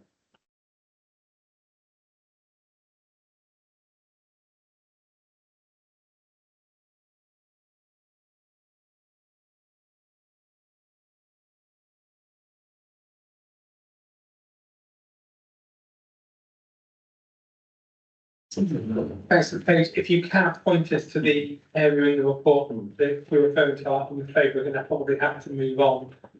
Short of reading the whole report and everything on the portal, this application, we could be here sometime looking at something that in there. Councillor Thatcher. I think I've found it. It's on the, it's on the planning portal itself. Yeah. It's an email from the 6th of January 2024. I don't think it quite says what Councillor Page read out. Maybe you can read it out again. Sorry, Stephen. But to expedite, do you want to read what it said on the portal if you put it in front of you there? Well, it's quite a long email, but it basically says, And you'll just pop my. it's quite a long email, so I'll cut to the chase. I think the bit that Councillor Page has referenced simply says, it's just one sentence actually, I suspect that it will be highly damaging in landscape terms and visible right across the levels. It's commenting on the landscape. And I think that's the point that Dawn de Vries is making. This is the, correct if I'm wrong, this is it's the conservation officer talking about landscape. And so their comments on the landscape aren't applicable really, because we have a separate landscape report which says the harm is not highly damaging. Is my understanding correct? Yes, sorry, apologies, I have now found it. So it does say, application supports 7 dwellings in outline. The form of development in this area is linear with dwellings adjacent to the main roads. The site rises to a ridge to the west. Essentially, this is a high quantum of new development will sit on the ridge. I suspect it will be highly damaging in landscape terms and visible right across the levels. A suspect from a conservation area who should be looking at conservation impacts and harms to the setting of listed buildings. He is very qualified conservation officer, but he specialises in conservation and is very, in planning, there are very particular ways to describe harm in terms of conservation and heritage. And there's also very particular ways to describe landscape impacts through landscape impact assessments and the weighting of different harms. So we detach the two because it's not fair to make a specialist comment on an area they're not qualified in. And we have had the detailed review through the LPIA. Thank you, Councillor Patrick. Thank you. To all our officers on for this. The very next paragraph, I think is the important one that is there, which is in heritage terms, there's less than substantial harm to the conservation area. First, I think that we've got to swallow this pill. None of our constituencies, none of our professional constituencies, highways, conservation, and all the rest are objecting to this. I just cannot see a policy reason to turn this down. It delivers significant benefits by delivering housing, which we desperately need in some sense. I'm quite sanguine about that. I think we should be too. Our job here is to assist in the delivery of housing for people that live here. I think we should approve this application without delay. And I should close that, please. Thank you. Just that super second there. Are you seconding it? No, Chairman, I'm not, because originally, if you recall, you did stop me from proposing. I did, because you literally were the first person in the debate. And we literally had anyone to speak, so I don't think it's fair to go straight from the first person into that. You didn't actually make a proposal. Just let's add the bit. Just ask if Councillor Patrick's, that's a section. There we go for sure. Yeah, okay. Councillor Page? Did I make a alternative No, proposal? no. Just asking if you haven't, if anyone else wants to say. No. If they don't, I'm going to go back to Councillor Osborne. Okay, Councillor Osborne. Thank you, Chairman. I'm going to propose we don't. There's possibly several reasons why and several policies. It's contrary to, as we said, LNT1, direction of growth, SD1, SS1, SS5, EQ2, EQ3, all those policies of the Stats on Set Local Plan 2006 to 2028, and also the NPPF, because that still covers heritage and it also still does look towards local knowledge, and also looks towards that it doesn't necessarily want to support applications that may well be harmful and are just purely speculative, in which I suspect this one is. And by the way, Castle Carey had an allocation of 374. If this was approved, it would take it up to 931, something like that, which means that it's 557 houses over. So possibly not 250%, but it is more or less doubling what was there. It's still significant, it still has an impact, and at some point, and it does affect heritage. Thanks, Rob. Can we stick to your proposal? We've kind How of did gone my away. proposal, sorry, that's my proposal. Thank you. Councillor Cox, Can you clarify that, because I got a little bit lost in what you're proposing, sorry, in a little, nutshell. thank you. Can I just have the proposal without the ambulance around? Although at the end of the side, okay.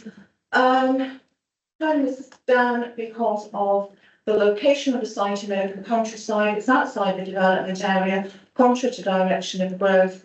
It is therefore inappropriate and it is not sustainable because of its distance from the town centre itself. Therefore, contrary to policies SD1, SS1, SS5, EQ2, EQ3, and LNT1 of the Somerset local plan. The neighbourhood plan is sadly out of date because it does not allocate. Just stick to your plan. Okay, and also it's designated heritage assets such as the cemetery, the 1970, and also the listed buildings that run up South Street and along Cockhill Mill Lane. So it conflicts with sections, I think it's some of the sections of the Planning and Listed Buildings Act. Also bearing in mind as well, there is an alternative use. The proposal. Councillor Osborne, I'm after a proposal. Okay, well, that's the proposal. Please let me finish. Can I just have a proposal with the specific planning reasons to go along with it? Not a whole speech, but just that proposal with the specific planning reasons that you wish to use on. Well, policy EQ2 and EQ3 cover heritage and conservation and the impact on that. SD1, SS1 cover and SS5, those all cover direction of growth and settlement hierarchy, which I think we would be completely undermining and asking a very modest historic market town to virtually accept development levels on a par with Chard, Ilminster and Crookham. Thank you. Does that seem the second then? Yes. Councillor Page? No. Yes, I would like. Hang on a second. I'm going to go to Councillor. It's going to go for Councillor Patrick. Sorry, I'm just going to bring Councillor Patrick in then, and then I'm going to go across the officers, and then I'll come back to you. Sorry, thank you so long ago. I can't quite remember, but I'll try and make something up. I just wanted to talk to my colleagues on this committee about some training we had last week about irresponsible decision making. If this goes to appeal, we'll lose this. We heard last week how close we are to losing development management control in Somerset. How embarrassing would it be if this goes to appeal? Our officers cannot even put the defence up for us, have to pay for privilege using council taxpayers' money to do so. We have to be really honest with the public. We can't come up with a long list of reasons to object without any. These are not strong reasons to object to this application.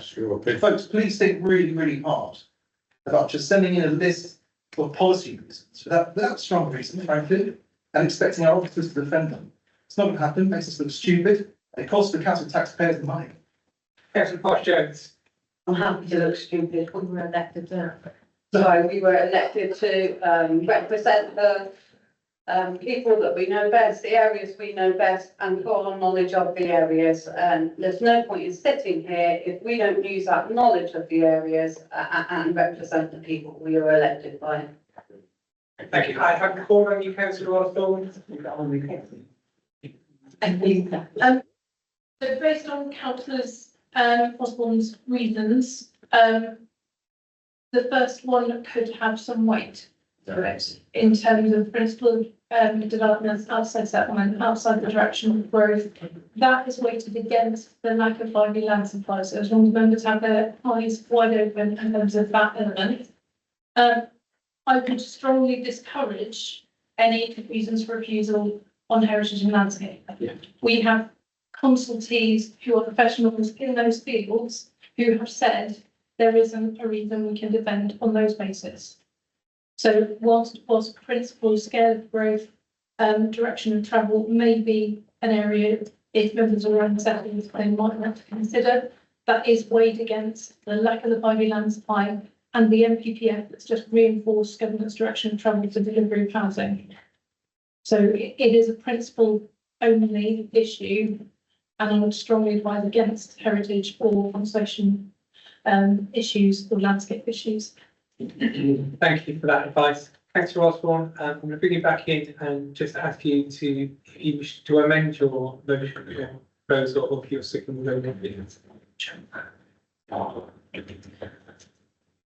I think it's worth remembering that residents in Castle Carey and the surrounding area also pay council tax and expect to get a fair crack of the whip, so to speak, and that their case is heard and taken into account.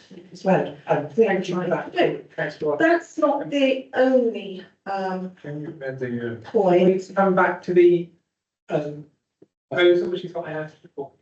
That is the proposal. So the first point's in terms of contrary to direction of growth, way in excess of numbers that the settlement can bear, or should reasonably be expected to bear, which was SD1, SS1, SS5, LMT1.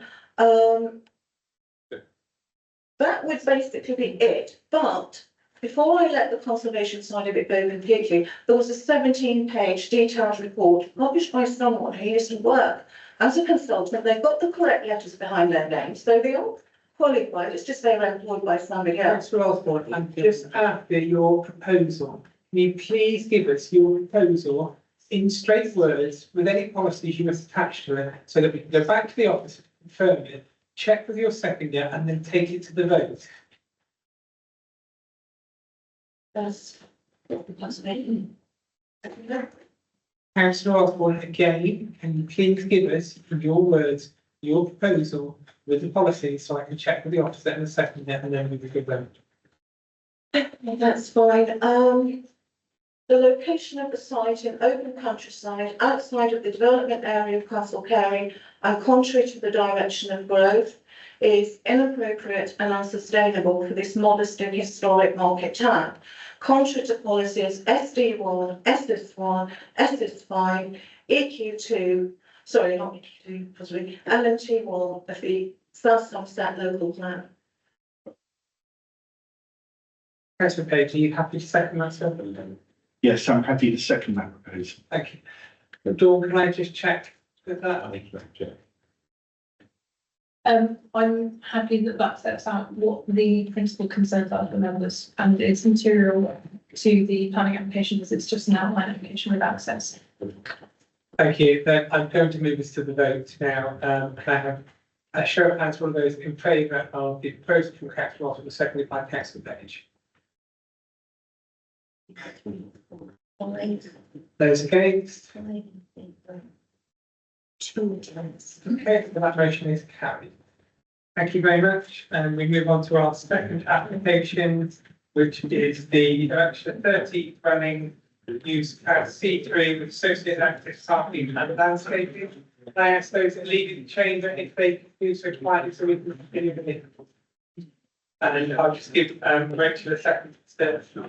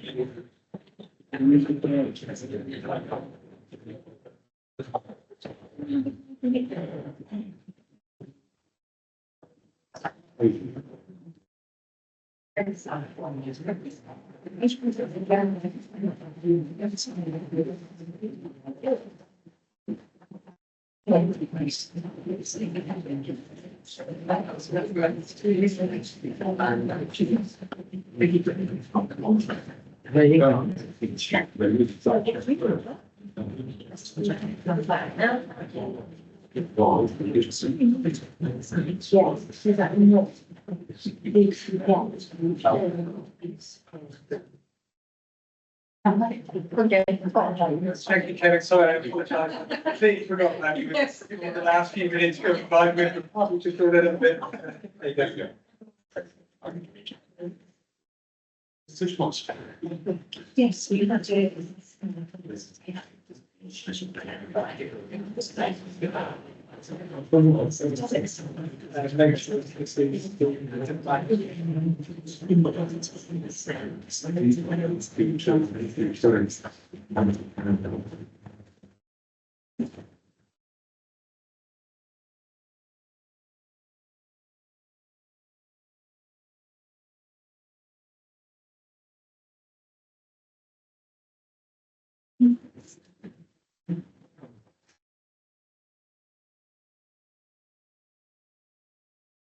Okay.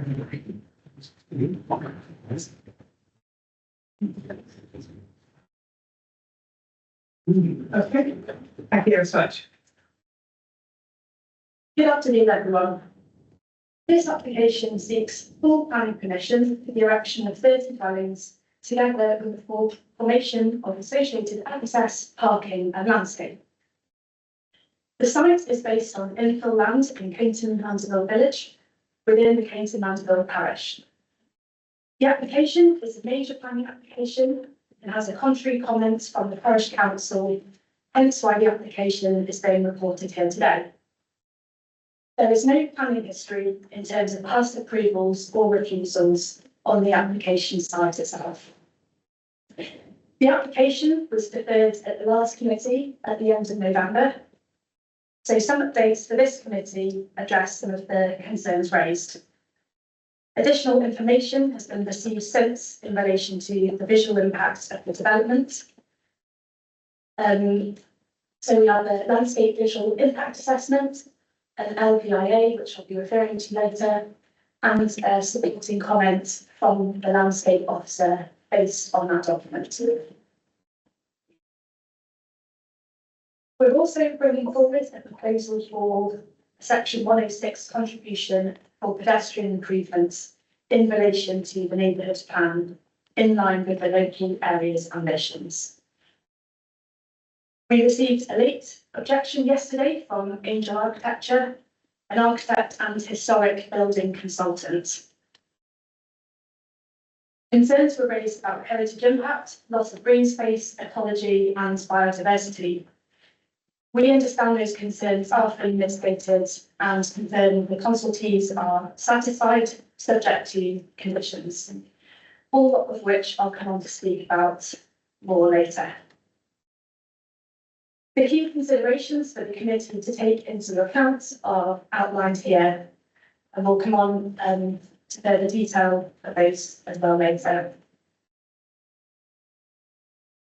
This is the location of the application site, situated to the south of the village of Cainton Mandeville.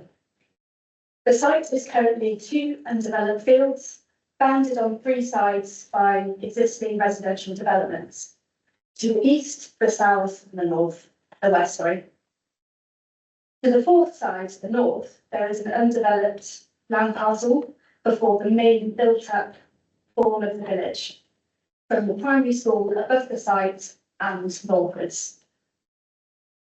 The proposed location therefore presents an opportunity for infill, continuing within the linear built form of the village and following the diagonal lines of the edge of development from the sort of triangle left on the screen at the top down to the south, just beyond Church Street. Slightly more zoomed in now, showing the access. Vehicular access is proposed from Church Street to the south, formed by the demolition of the bungalow known as Oriana, which lies on the southern boundary of the proposed development. We show here a satellite image of the site. And now we're moving on to some site photos. So image 1 here shows the bungalow, Oriana, which lies on the southern boundary of the proposed development. The proposal includes the demolition of the bungalow to make way for the main vehicle access from Church Street. Image 2 shows the view from the footpath to the west of the proposed development site, looking east across it to the houses on the other side, situated on Queen Street.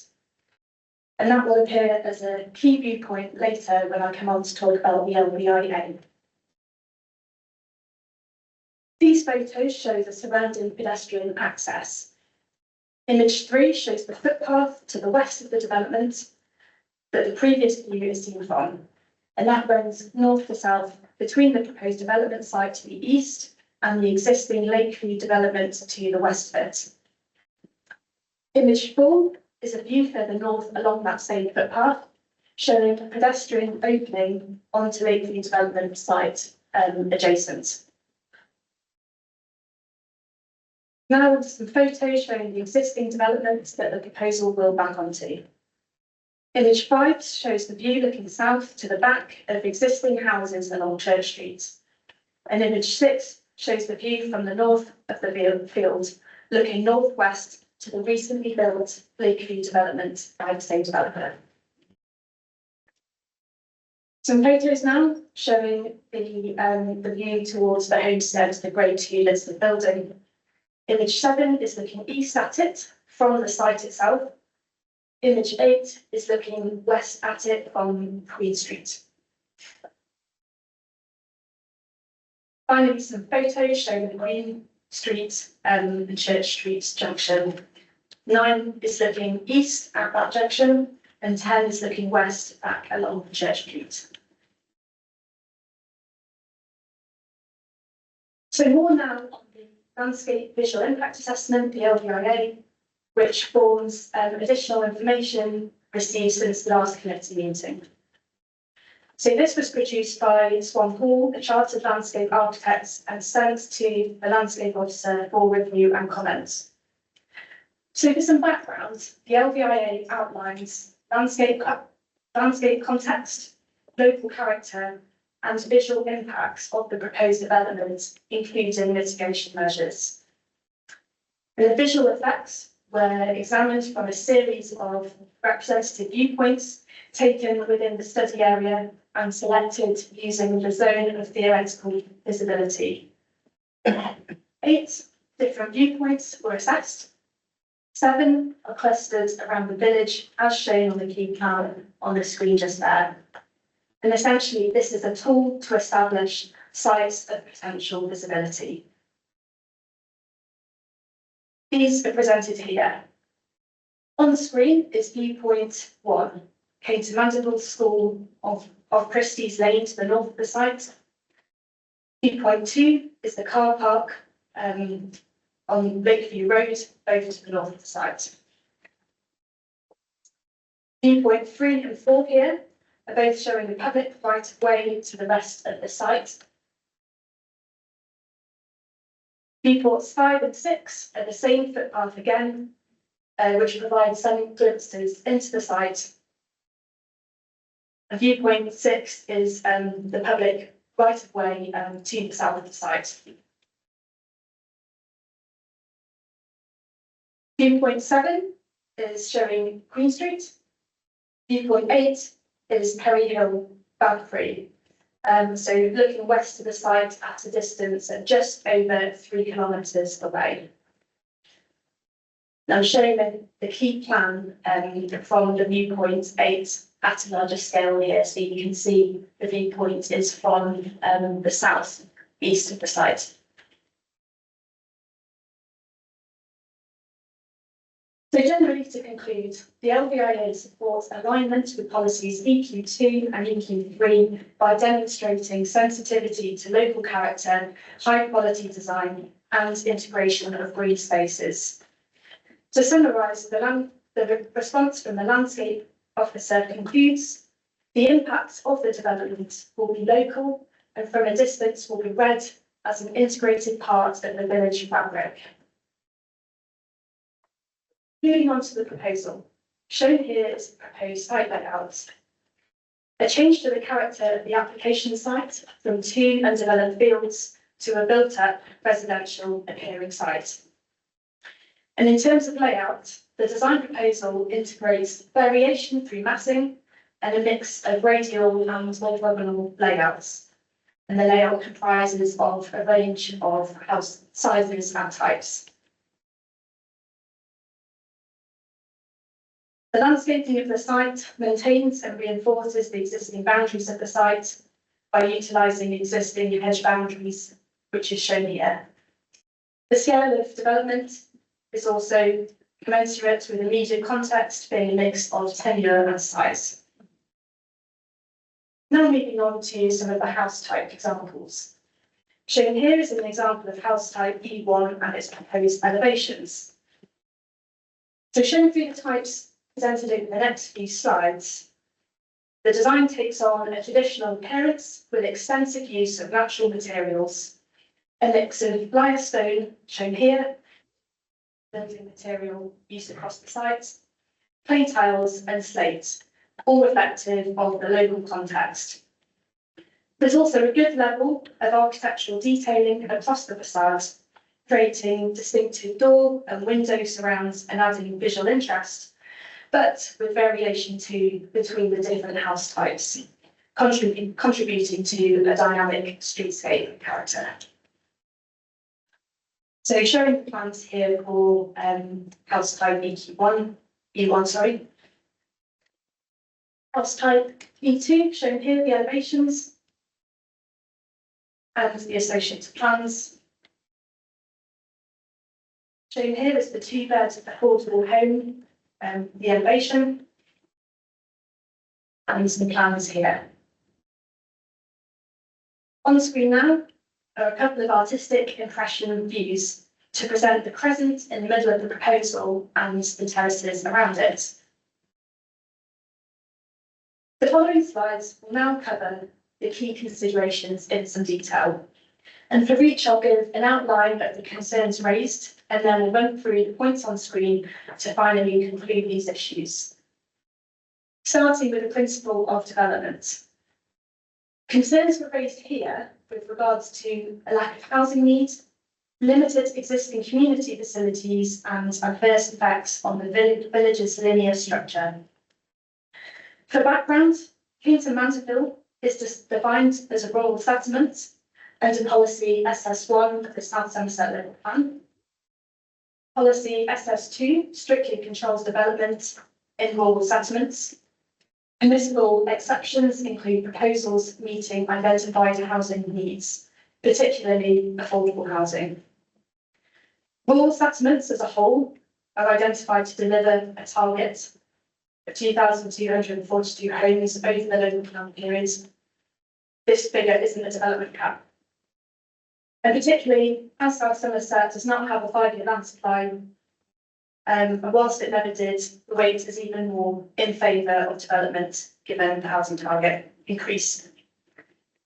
So in summary, the proposal addresses this shortfall and supports housing delivery targets. The proposal complies with local plan policies SS1 and SS2, supported by the presumption in favour of sustainable development. While concerns about limited facilities were raised, we deem that Kington Mantorville meets the sustainable development area test, as it offers a combination of local services, transport links, and facilities to support growth as per policy SS2. Now to residential amenity. Concerns were raised here about the adverse impacts on existing and future occupants. Therefore, residential amenity is a key planning consideration here to ensure a balance between development needs and community wellbeing.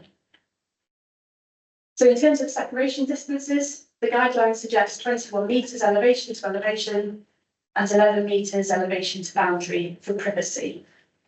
The scheme meets or exceeds these distances. Privacy and security are ensured with 1.8 metre fencing around the site, and construction noise is mitigated through acoustic measures and the CEMP secured by condition. So overall here, it's considered that there are no adverse amenity impacts that would warrant refusing planning permission, and that the scheme accords with local plan policy EQ2. Concerns were raised that the development would impact on the linear and rural character of the village. Concerns also with privacy and security issues, overdevelopment, and generally with the nature of the design in its wider context. The proposal changes the site's character from two undeveloped fields to a residential area with a built-up appearance. Classified as infill development, it's surrounded by existing housing on three sides. The scheme is not deemed to alter the linear layout of the rural character of Kington Mansfield. And crucially, there's no new urban edge introduced to the village. And like I said, the development is within the overall linear form and edges of development, as shown on the map I presented at the start. The change to the landscape character is therefore localised with minimal wider impact. And I just want to bring back the summary from the landscape officer here that the impact of this development will be local and from a distance will be read as an integrated part of the village fabric. In terms of the design approach, traditional elements include the extensive use of natural materials, sympathetic to the village's character and reflective of the new development adjacent. As I said also, the design incorporates variation in massing and a combination of radial and orthogonal layouts, responding to the spatial dynamics of the area. And later iterations of the design established a 10-metre no-build zone buffer to address privacy concerns for existing homes. And so to address the initial concerns here, development is considered infill and does not alter the linear or rural character of Kington Mandeville with minimal impact on the wider landscape. Moving on to highway safety and active travel. So issues were raised here about highway safety, traffic volumes and pedestrian access, especially around the Queen Street, Church Street crossroads. So just to note, the proposal meets TA5 policy requirements for safe access, including access by foot, cycle and public and private transport, without compromising the safety or the local road network. The traffic surveys show a minimal increase in traffic, and the independent road safety audit confirms no severe safety issues will result. So, in summary, the development's impacts on the local road network will be addressed and mitigated through a series of highway improvement measures and finalised through the Section 38 agreement. And coming on to an update here since the last committee, it's been assessed that a reasonable and proportionate Section 106 contribution in funds is appropriate. So moving on to surface and foul water drainage, concerns were raised surface and water drainage, particularly around the capacity of the sewer system and potential flood risks. The lead local flood authority requested additional information, which was provided and reviewed. Wessex Water raised concerns about sewer capacity, especially in relation to groundwater entering the system. However, they confirmed that recent improvements, including sewer relining and repairs, ensure that there is adequate capacity for the development. So in response, the drainage strategy includes sense, sustainable urban drainage systems, attenuation and infiltration for surface water, while foul water will connect to an existing sewer with minimal impact on capacity. And both the lead local flood authority and Wessex Water were satisfied with the proposals with the conditions proposed.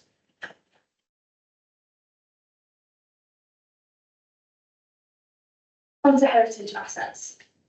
Concerns were raised about the impacts on the homestead, a Grade 2 listed building, and also the non-designated heritage assets, particularly the northern field walls.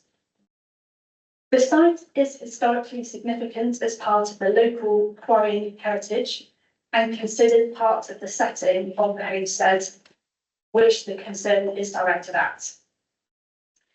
The Conservation Officer identifies less than substantial harm to the setting, And mitigation includes restoring the historic field walls, relieving pressure from the quarry soil, and reintroducing orchard planting, reflecting the historical use. And to note, this is a direct betterment to the heritage itself, and the most important aspect. So there's a balance to be struck here. The less than substantial harm to the homestead setting is weighed against the public benefits. Partial mitigation includes against the harm, it includes wall restoration and an enhancement of the historical features. And archaeologically, there's no significant issues that were identified by the Senior Historic Environmental Officer. And for confirmation, following a comment from the previous committee, the other listed buildings in the vicinity and shown by the green dots are shown here. But just to note, these are even further away from the site than the homestead. And it's the main one, the homestead, which is set out in detail in the report. Moving on to ecology and phosphates. The development's impact on the Somerset Levels Ramsar is addressed under Regulation 63. Excess phosphates require nutrient neutrality to prevent ecological damage. Mitigation includes reducing wastewater discharge and planting 5.5 hectares of woodland secured by a legal agreement. Ecological surveys resolved concerns about habitat and species loss. And conditions include management plans, species licenses and biodiversity enhancements. And Natural England and the Council Ecologists confirm no adverse effects, ensuring compliance with regulations here. Finally, on to pollution. Concerns were raised about pollution during construction, including noise, dust and vehicle disruption. To address this, a construction management plan and a demolition management plan will be required to control hours and minimise impacts. For the historic quarry site, contamination conditions will handle unforeseen pollution risks and ensure safe development. And lastly, air pollution from wood burning stoves will comply with building regulations, ensuring no significant impacts. So in summary, the application for 30 dwellings has been carefully assessed and is deemed acceptable in principle. This is considering the site's infill nature and lack of a 5-year land supply, which weigh in favour of the development, and even more so now. The design, size and scale are appropriate for the character of the area, and concerns regarding privacy, highways, drainage, heritage and ecology have been addressed through mitigation measures, including Section 106 agreements and planning conditions. Public benefits also outweigh the identified less than substantial harm to heritage assets, which, to reiterate, is to the heritage setting only, not to the fabric. Following members' concerns at the last committee, the landscape officer also confirmed satisfaction with policies EQ2 and EQ3 are met by demonstrating sensitivity to local character, high quality design and integration of green spaces.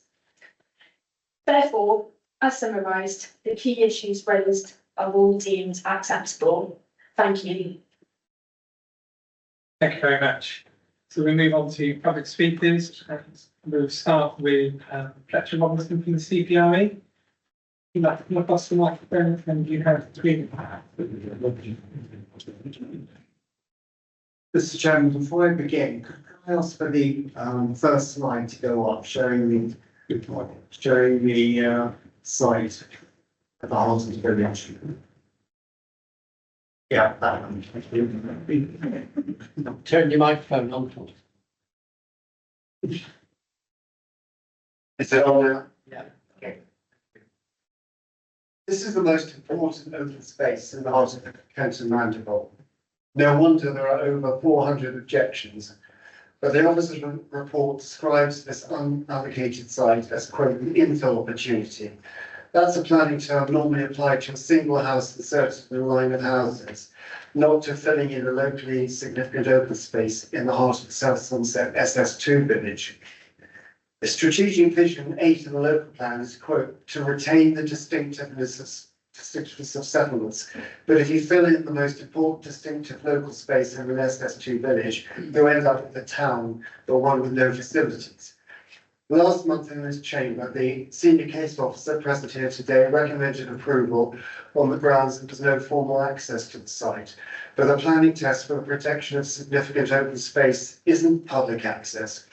The government's revised NPPF we've heard about confirms the test of whether it's close to the community and whether it has a particular local significance because of its beauty or tranquility or. And in local plan policy in EQ2 and EQ5 terms, conservation of such open spaces is about respecting local distinctiveness and local context and sense of place, not whether there's public access. In terms of heritage harms, there is a grade 2 listed building, as we've heard, the Homestead, as an 18th century farmhouse according to its listing, right next to this development site. These buildings are going to entirely lose their heritage settings. That's undeniable. That's less than substantial harm at the highest end of the scale, according to the heritage statement sent yesterday to officers by Kim Sankey. That's real and serious harm. It's one level down in heritage terms from actual physical destruction of a listed building. The officers reports that the total loss of the heritage setting will be compensated for because of the historic wall on the site will be repaired. This wall repair is most definitely not the clear and convincing justification required by the NPPF to justify harm to the setting of listed buildings. Last month, the officer also informed members that you can't see the listed building across from the village public footpath path that runs down from the site. That's simply wrong. Here is the photo taken by the parish council that proves it conclusively. I will put that round options if anyone would like to look at it. Last month, we were also told that background development isn't alien to the linear character of the village because of the Lakeview development to the west. Please bear in mind that Lakeview is the applicant's own development and that the parish council agreed that backland development was the best use of a redundant brownfield quarry. As confirmed in Kim Sankey's letter, the rest of the village is linear along the streets, not backland development. Thank you, Mr. Roberts. Can I please call Neil Bain?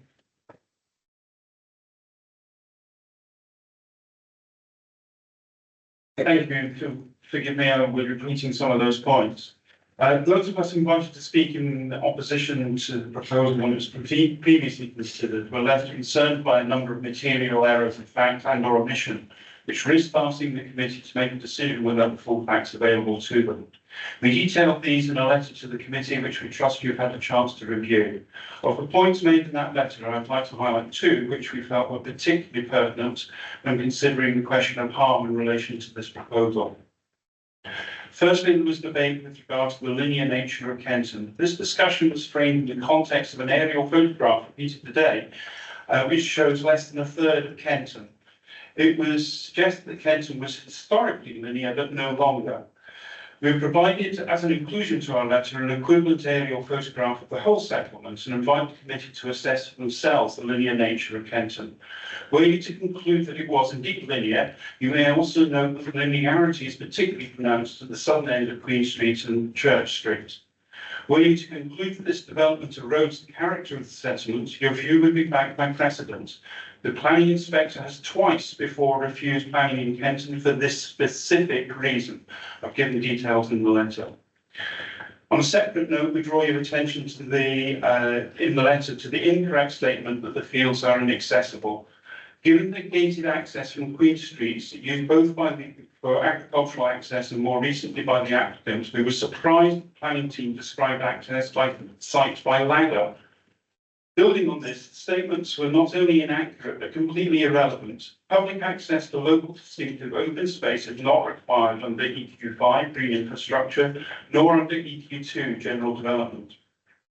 EQ5 paragraph 13.50 describes green infrastructure as the mosaic of natural landscape features, spaces and corridors that lie within and between developed areas. They are essential elements of the character and appearance of an area and contribute positively to the cultural heritage, the health and well-being of local community and general quality of life. Paragraph 107 of the revised planning framework sets out a test on whether a open space will qualify for designation as a local green space.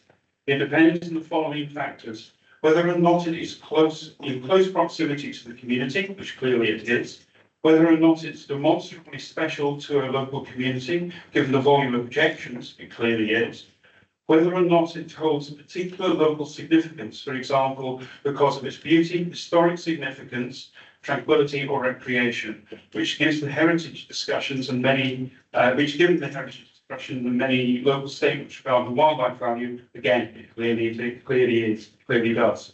There is no requirement set out in the planning framework for public access. Thank you, Mr. Ryder. Thank you. We now move on to, sorry, I think Mr. Baker. We're going to move on to Mr. Ryder.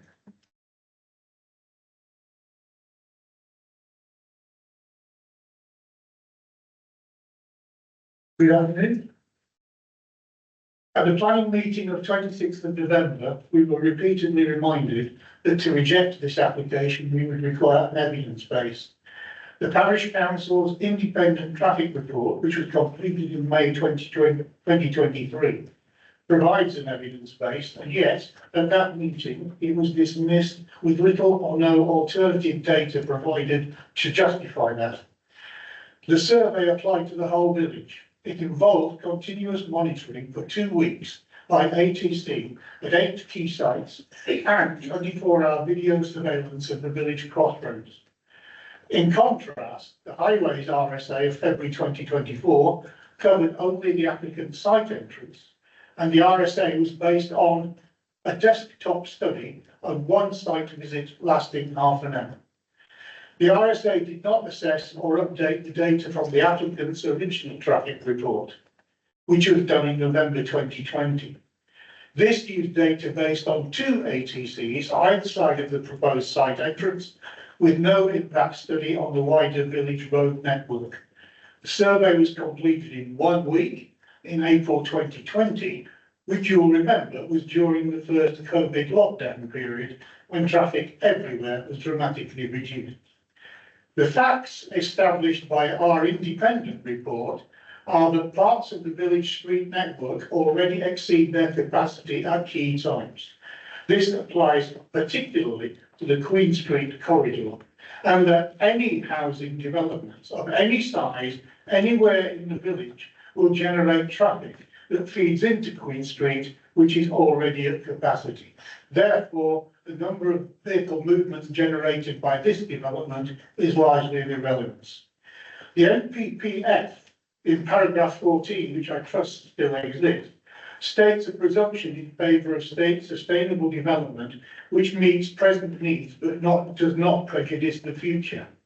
This application does prejudice the future. Congested roads do not, quoting from the NPPF, create healthy and safe communities or promote reduced car dependency. It therefore follows that this development would also contravene local plan policy SD1, which should demonstrate a presumption in favour of sustainable development as defined in the NPPF, and that planning permission should not be approved if any adverse impacts on granting permission would significantly and demonstrably outweigh the benefits. I originally was going to say we have a good reason for rejecting this. I'm going to rephrase that. We now have a strong reason for rejecting this application in that the adverse impact of increased traffic does actually outweigh any benefit. Thank you. Next, we have Paul Shawcross.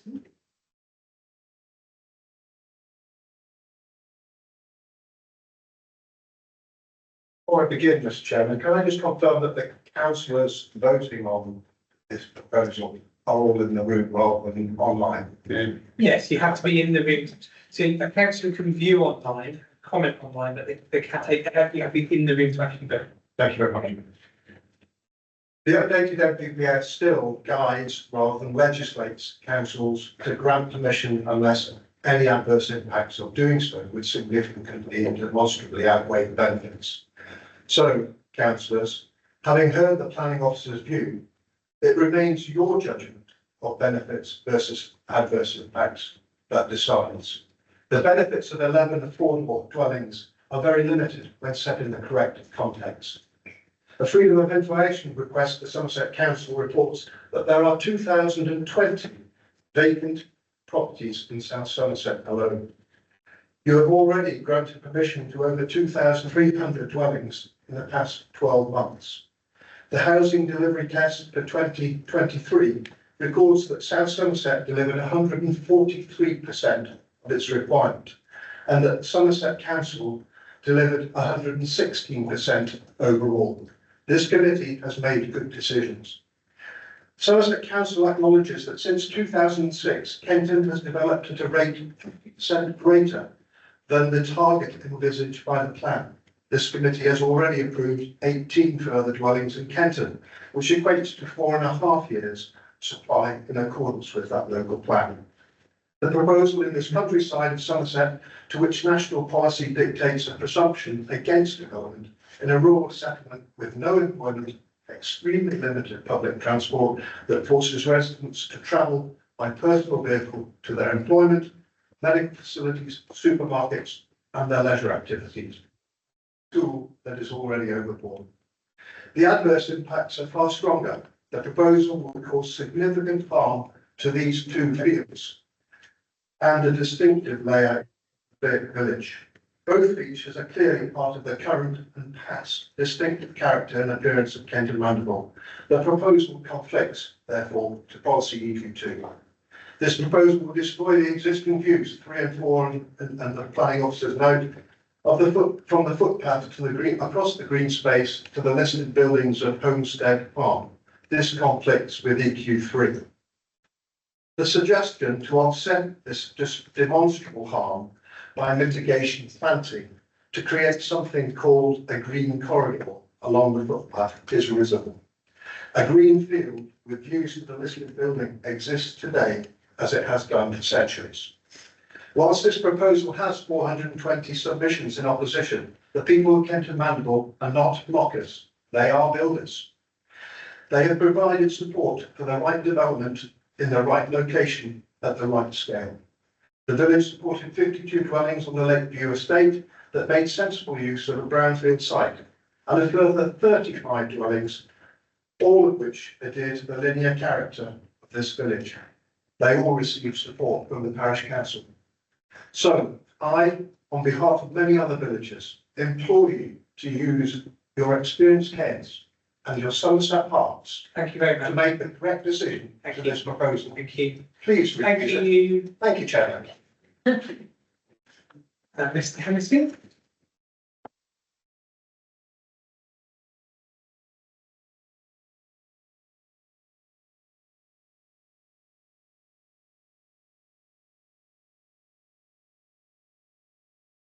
Thank you, Chairman, for allowing me to speak to the committee this afternoon against this planning application.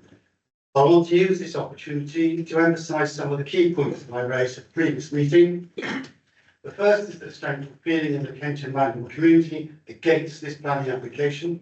There were 420 objections against the proposed development and the loss of the two very important fields. This is a significant number from a small village of 504 households, something I know you're going to hear a bit more about from another contributor. Residents understand and accept that a small number of additional houses will be built in Kenton over time. Indeed, there is currently permission for the construction of 18 new houses, and there are actually 14 houses for sale. This clearly demonstrates that there is no housing shortfall in Kenton Mandeville, and that there is no need for additional 30 houses to be built in our village. The two fields in this application are part of a green corridor that goes from Church Street behind the houses in Queen Street and the Lakeview development right up to the primary school in Chiswick Lane, and clearly demonstrates the character of the village as a linear development. Although villagers don't have rights to wait at these fields, They are valued for their visual aspect and unspoiled habitat for many animals, birds and plants. The loss of these two fields to a significant number of houses will be devastating, not just to the surrounding houses that will see these fields replaced by a housing estate, but to the whole village and all its residents, so many of which use the footpath at the edge of these fields on a daily basis. The opposite side of Queen Street, to the east, was built in exactly the same linear way, that is, predominantly a single line of houses along the length of Queen Street with fields behind them. Some of these fields are used periodically for grazing horses, cattle and sheep, just as the proposed site had been for many years until this application was made. Plan application for 30 houses in these fields to the east of Manor Park was submitted in 2014. Plan for these 30 houses was similarly designed to this proposed development. The application was refused by the local authority in the first instance and was subsequently turned down on appeal by the planning inspector. In his report, he cited the following as one of the main issues under consideration: the effect of the proposed development on the character and appearance of the surrounding area, particularly the existing build form of the village of Kenter Mandeville. In his conclusion, he said that the scale and siting of the development would produce sufficient material harm to the character of Kenter Mandeville and its setting within the landscape. I believe this accusation from the inspector would apply to the proposed development before you today. Thank you very much. And next, I call Christopher Lane from Kenter Mandeville Parish Council.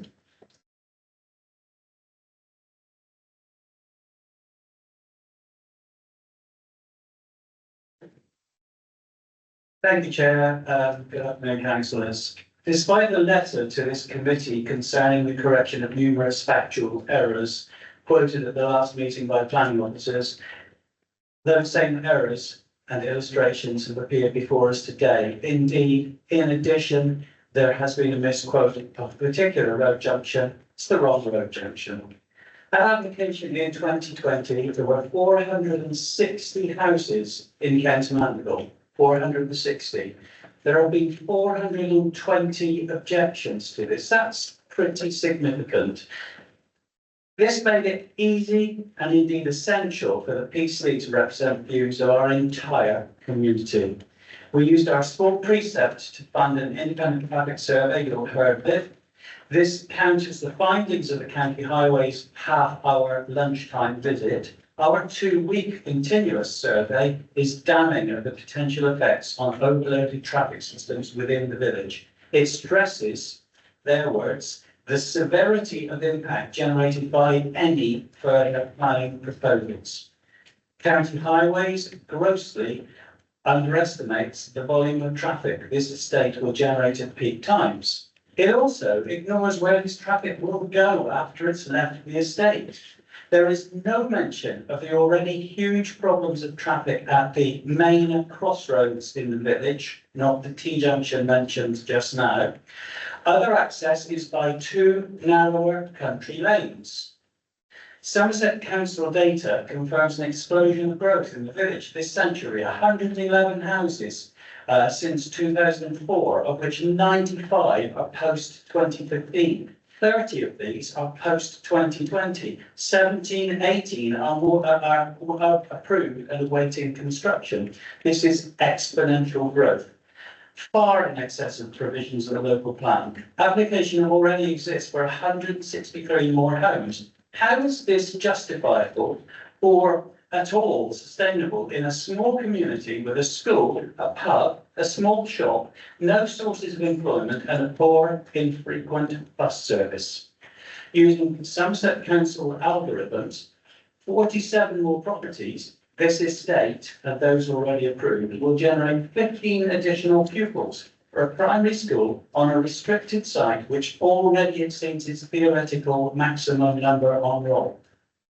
In short, this speculative application fails every criterion of policy SS2.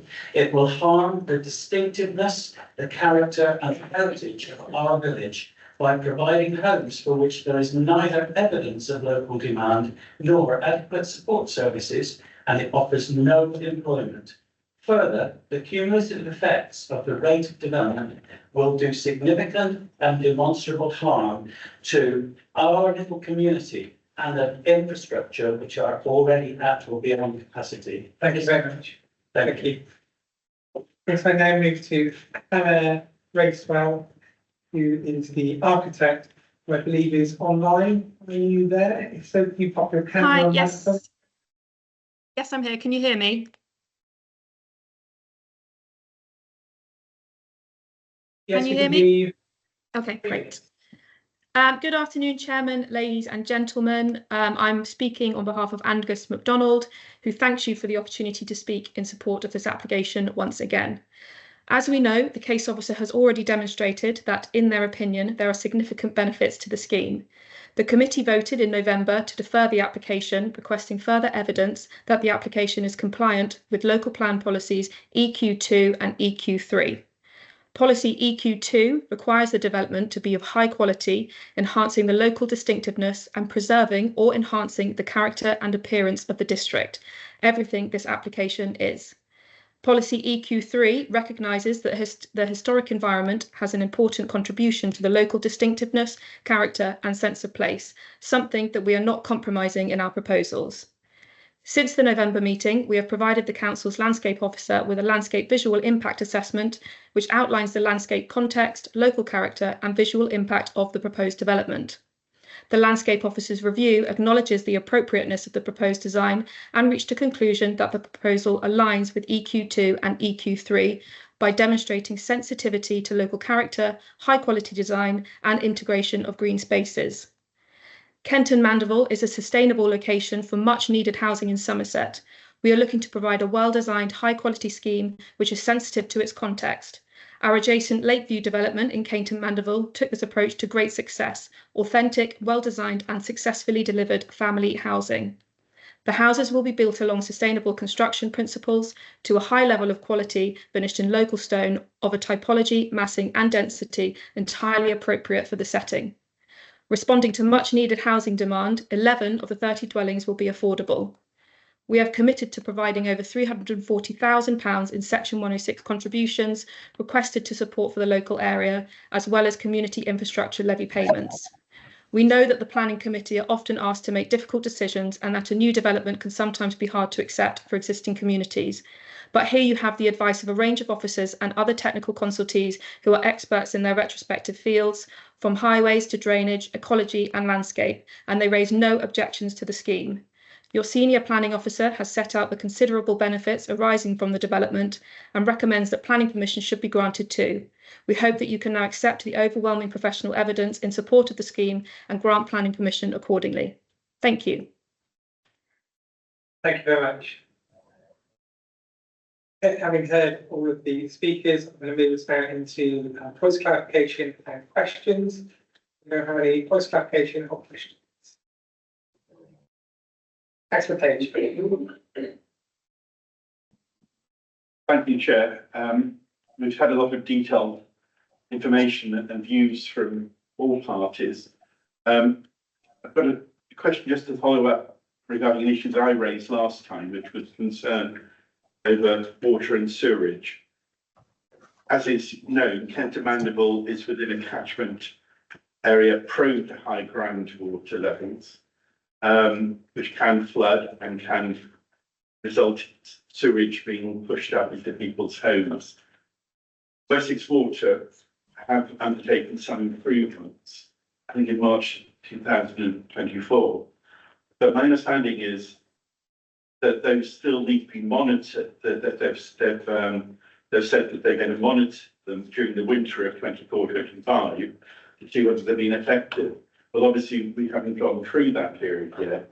So it is speculative to know whether Wessex Water can actually cope with these extra housing. And that does concern me because it has very serious implications. Could I have a response from the planning officer? Thank you. Thank you. The overall conclusion we had from Wessex Water did confirm that 30 dwellings can be supported, and that predicted the foul flow from the proposal, and it was deemed that that would be minimal compared to the existing sewer flows. And on top of that, there are also planned improvements to the sewer lining. Thank you. Thank you. Councillor Osborne? Thank you. Couple of questions. One on the affordable housing allowance. I noticed that it's detailed in the report in a table, quite high up in the report. But when I come to look at the conditions, there's no reference to affordable housing in the conditions. So I thought it did also appear outline. And also, in the affordable housing condition, because this is a village, could we ask that the rural policy applies where first of all into the village that the housing allocation falls in, then the surrounding villages, and then South Somerset, that will be the sequence of allocation for the affordable housing. The second question I have, which is unrelated, and I think it's a typo, but on page 124 on ModGov, it's condition 20, and the start of it is GCN DLL, and I'm not quite sure what that means. Thank you. So in terms of affordable housing, it's not covered by condition because it's in the 106. So on page 84, there's a list of obligations being secured by 106, which includes 35% affordable housing with an 80-20 split. So 80% of them will be social rent, 20% of them will be an intermediate product, which is considered to be compliant with H3 and equates to 11 units, but that's rounded up from 10.5. So if you take 35% from the amount of development, technically it's 10 dwellings and 50% of the dwelling, which can either be secured through on-site provision or a contribution. So in this case, they're rounding up. So they're providing an additional quota in terms of the planning policy requirement. Apologies, condition 20. It was condition 20. I think ModGov page is slightly different from other. Yes, so GCN-DLL is, apologies, it's planning abbreviations for Great Crested Newt District License Level. So effectively, it's a contribution that can be paid for Great Crested Newt mitigation if it's to approval. So it's considered satisfactory to mitigate any impact in terms of Great Crested Newt, and district licensing schemes look at delivering a wider border habitat for Great Crested Newt over a wider area, so you get more benefit for when it's going to put in. Thank you, and that's you acting on the exams. I was going to say, that's a new one on me. I think I'm there. Thank you, Councillor.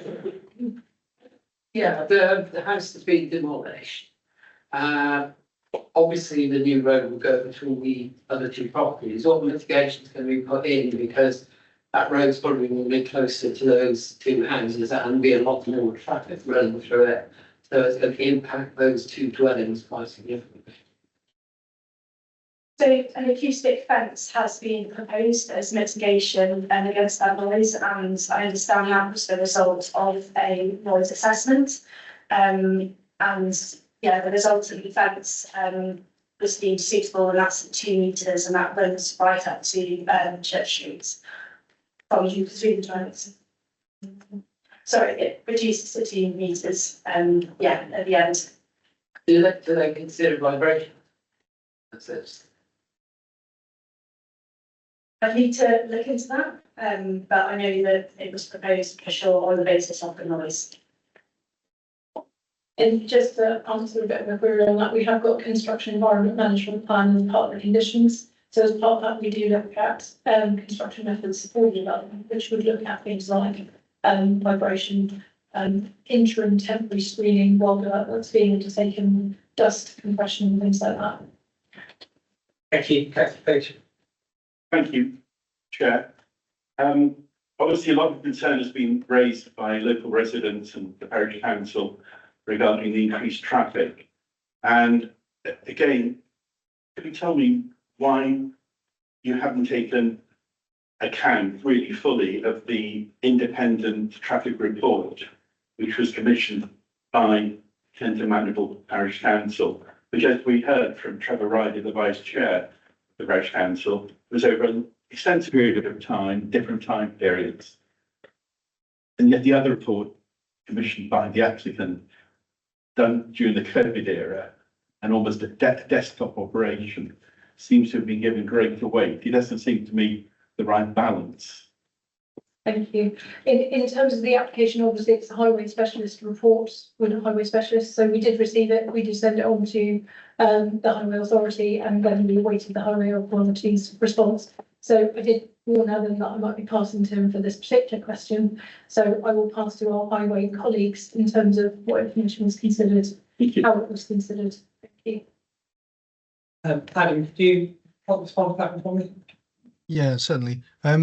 Yes, we were sent the report, and obviously when the authority considers any planning proposal, we look at all aspects, we look at the documents presented to us, we take account of the contents of all those documents, and obviously this is not just those documents in favour of the development. These are those documents as well, like this report, that raises concerns. And obviously we have our own officers, safety auditors, officers who look at the construction, the road layouts and all of that. These are similarly sort of trained and qualified members of staff who will look at the context of how those documents are presented. We also, for this particular one, we realised through contact with the parish council that our own system that registers collision data and the crash map system that's online, which is informed by the police, was perhaps out of date. So we had that system updated. So we were working on the latest figures from the constabulary. We then looked at the different reports, the information there in relation to the development itself, which in real terms, 30 units is going to generate sort of one vehicle every 4 minutes. But in relation to the other active travel, pedestrian cycling infrastructure improvements, so the links through to the existing public rights of way, and I think one of the speakers earlier said how useful that public rights of way network is, and it's used on a daily basis. The links to that we looked at the fact that the access into this site in highway terms can be presented according to standard with visibility displays, maintaining the width on Church Street to Manufer Street's widths and things. So yes, we looked at this new document. We had to assess it in relation to the case before us. We do planning proposal assessments on a case-by-case basis. So yes, the whole thing has been fully assessed prior to us making a final recommendation. And yes, I can confirm that that included this document presented by the parish council.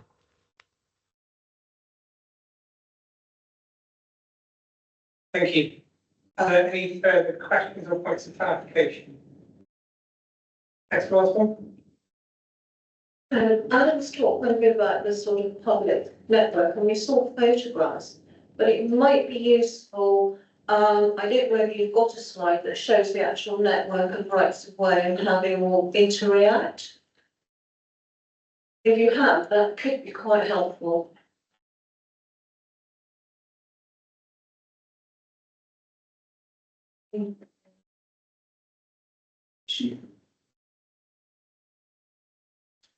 Yes, this is the drawing we have that can show those links across the best.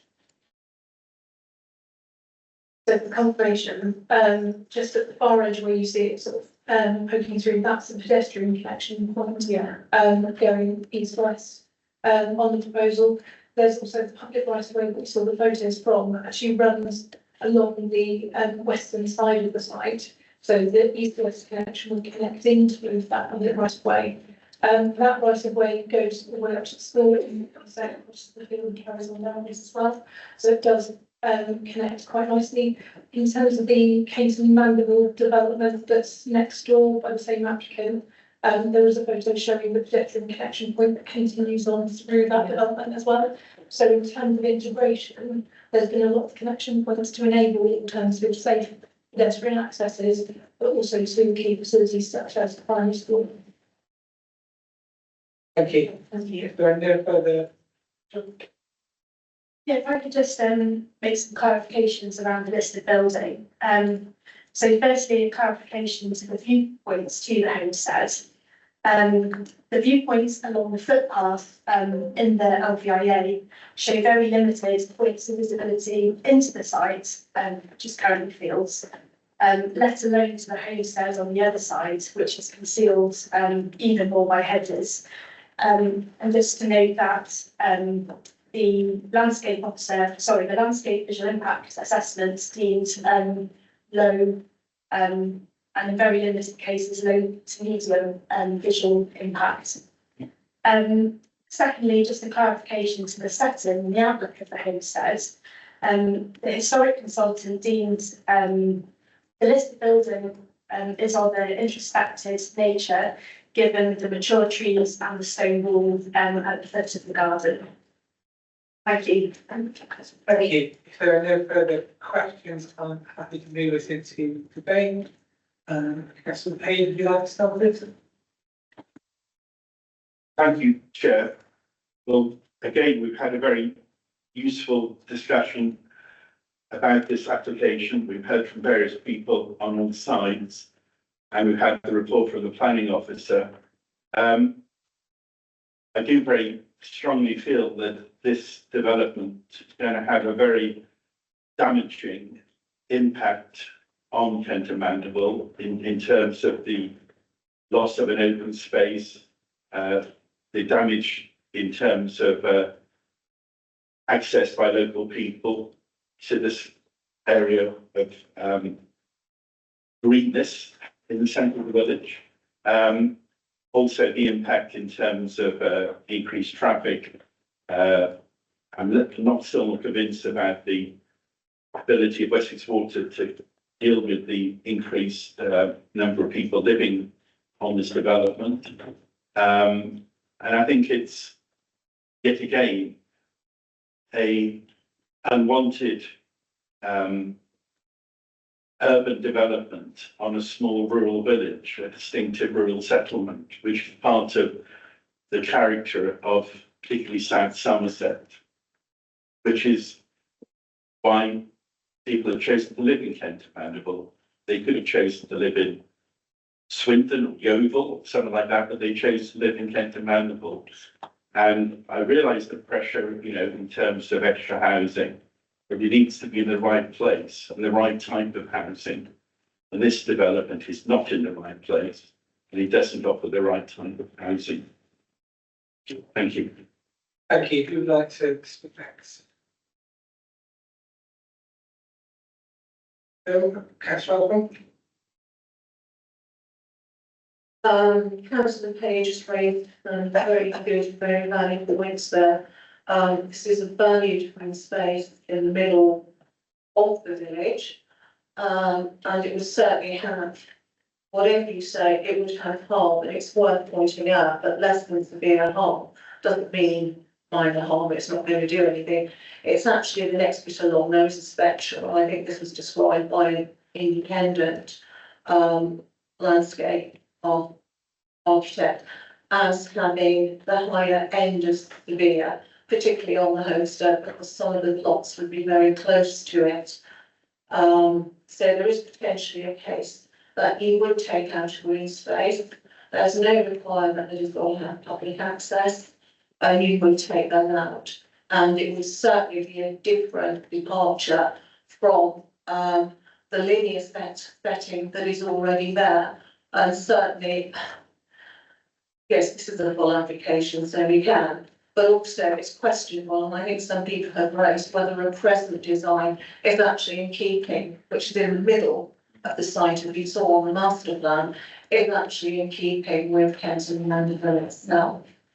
But I think there are concerns with this, so I leave it with you, councillor Gage.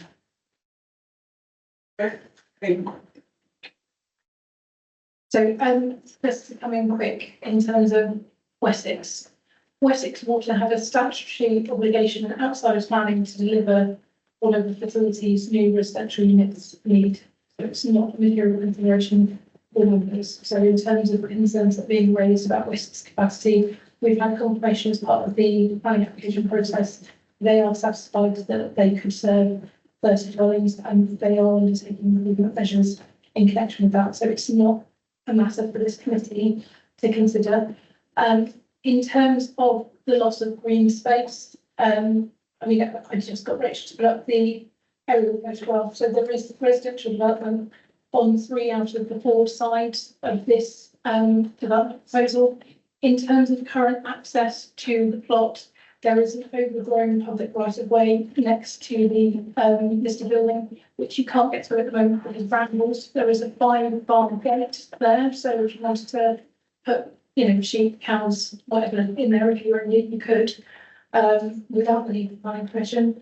When you walk down the public right of way, the footpath, can you go to the view that we've got from the footpath that faces the side?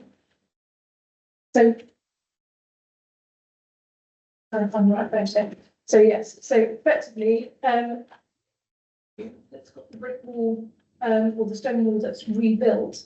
The rest of the footpath has that stone wall and has significant landscaping behind it. So as you go up and down that footpath, a lot of it is screened with landscaping. That's the clearest gap that you've got, because they've actually, you know, it looks like, I would guess, that when the neighbouring development was populated, they probably took a trip through the hedgerow and just sort of trunched away through, but it isn't publicly accessible. I get the point in terms of it doesn't have to be publicly accessible.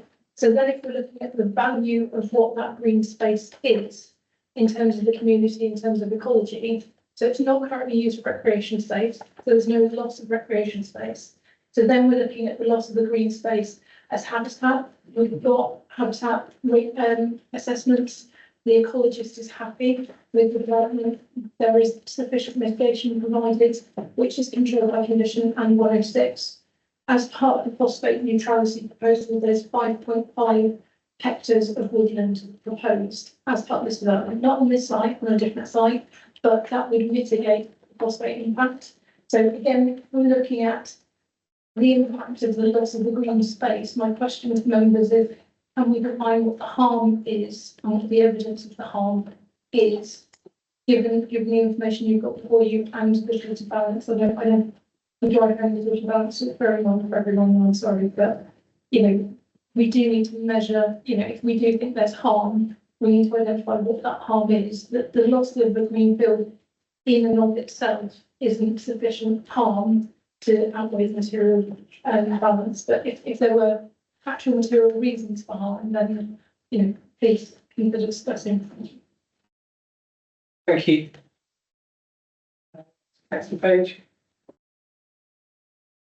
Thank you. I'm trying to think of evidence about the harm, the loss of this green space. I suppose it comes down to very fundamental things. It's about people's health. It's about people's ability in that village to take their children for a walk, to exercise their dogs, to breathe the air, to reflect on life. That's why they're living in the village. And that contributes to the health, the well-being of the people in that community. It's very hard to put a price on that. That is why the people live in that village. But just expanding on that a little, in terms of where people can get that's down the public right of way to the side of the development, which would still exist. If you wanted to go out in the wider countryside, you can cross the road and keep on going down south, and you get things in the countryside that isn't surrounded by 3 sides of residential development. Thank you. Councillor Waldford. There is the local distinctiveness that it gives, in that there are not that many villages I can think of that have an enclosed green space within them on a linear structure like this. If you lose that green space, you will lose that local distinctiveness, and you run the risk that this will become just another dormitory village. And as well, we are meant to respect local distinctiveness. We are meant to take that in mind. We are meant to bear that in mind. And also the wider local distinctiveness to South Somerset, which is characterised by its network of modest historic market towns and its villages. That is part of the attraction of it. And we lose that, as our Carol, as was previously pointed out, if we lose our visitor economy, it could potentially impact on our towns as well and the viability of our retail and hospitality sectors. Thank you. Councillor Rowland and Councillor Patrick. Yes, I'm actually going back to the report, and this was deferred to see whether we comply with EQ2 and EQ3. We've had a fairly detailed report on that from the planners and from legal, and I think our decision today should be: do we think that now complies sufficient for us to support it? And I think that is where I'm at anyway. Thank you, Councillor Patrick. Councillor Ware has stolen my thunder. Oh, sorry about it. Same line. Yeah. I think that, there are very, very limited options available to anyone who wishes to refuse this. I agree with Councillor Well, and I think that this committee ought to approve it. Thank you. Thank you. Councillor Messenger. I think there's substantial reason to refuse it. If you listen to the people of Kenton Mandeville, over 400 people in the village are opposed to this. Well, it must mean that it's going to impact badly on their lifestyle and where they live. Thank you. Thank you, Councillor Patrick. I think I'd like to return to this idea of the change in wording of the NPPF, which is that those who seem to be minded today refuse this for clear reasons. But I don't think, it's my judgment anyway, I could be wrong. I don't think they're strong reasons. I haven't heard anyone mention specific policies which they would hang their objections on. I'd like to hear some more about policies instead of feelings. Thank you, Councillor Page, and then I'm going to be looking for a. Just to respond to Councillor Patrick, I think if I'm allowed to, I would like to, in a few minutes, put a proposal forward, and that's when I'll link it into particular policy, legal terminology, which hopefully I will do better than I did last time. We're having a debate at the moment, and I think the debate is very important. Thank you. Thank you, Councillor Page. I don't believe there's anyone else wishing to speak, hence why I'm moving towards a proposal to more like to make. Councillor Page. Thank you, Chair. I would like to put a proposal forward that we oppose this development on a number of points. First of all, by intruding into a very local, distinctive open space in the centre of Kenton Mandeville, the development will fail to preserve or enhance the character and appearance of the location and fails to reinforce local distinctiveness or to conserve and enhance the landscape character of the area. And it fails also to reinforce and respect the local context of Kenton Mandeville. And this is contrary to policy EQ2, General Development of the South Somerset Local Plan 2006-2028. Second reason is that it fails to maintain local identity and sense of place, contrary to policy EQ5, Green Infrastructure of the South Somerset Local Plan 2006-2028. And the final reason is to do with the erosion and loss of the heritage setting that development would cause through the substantial harm to the significance of the adjacent Grade 2 listed building, the Homestead. And that's in conflict with policy EQ3, historic environment. So those are the reasons and the legal context I'd like to put my proposal forward. Thank you. Thank you. In terms of local character of the area, landscape visual impact, and for those reasons, that is why the application was deferred from committee last time. So the landscape visual impact appraisal was submitted. It's been summarised. It was run through in terms of the presentation, in terms of limited viewpoints, and the conclusion. Ultimately, the impact of this development will be local, and from a distance will be read as an integrated part of the village fabric. So in terms of qualified landscape officer response to the application, that's the view that they've got from the landscape officer. In terms of impact on Homestead, there was less than significant impact on the setting. I think probably what we missed in the presentation was actually that the development results in an improvement to the listed boundary wall to the listed building.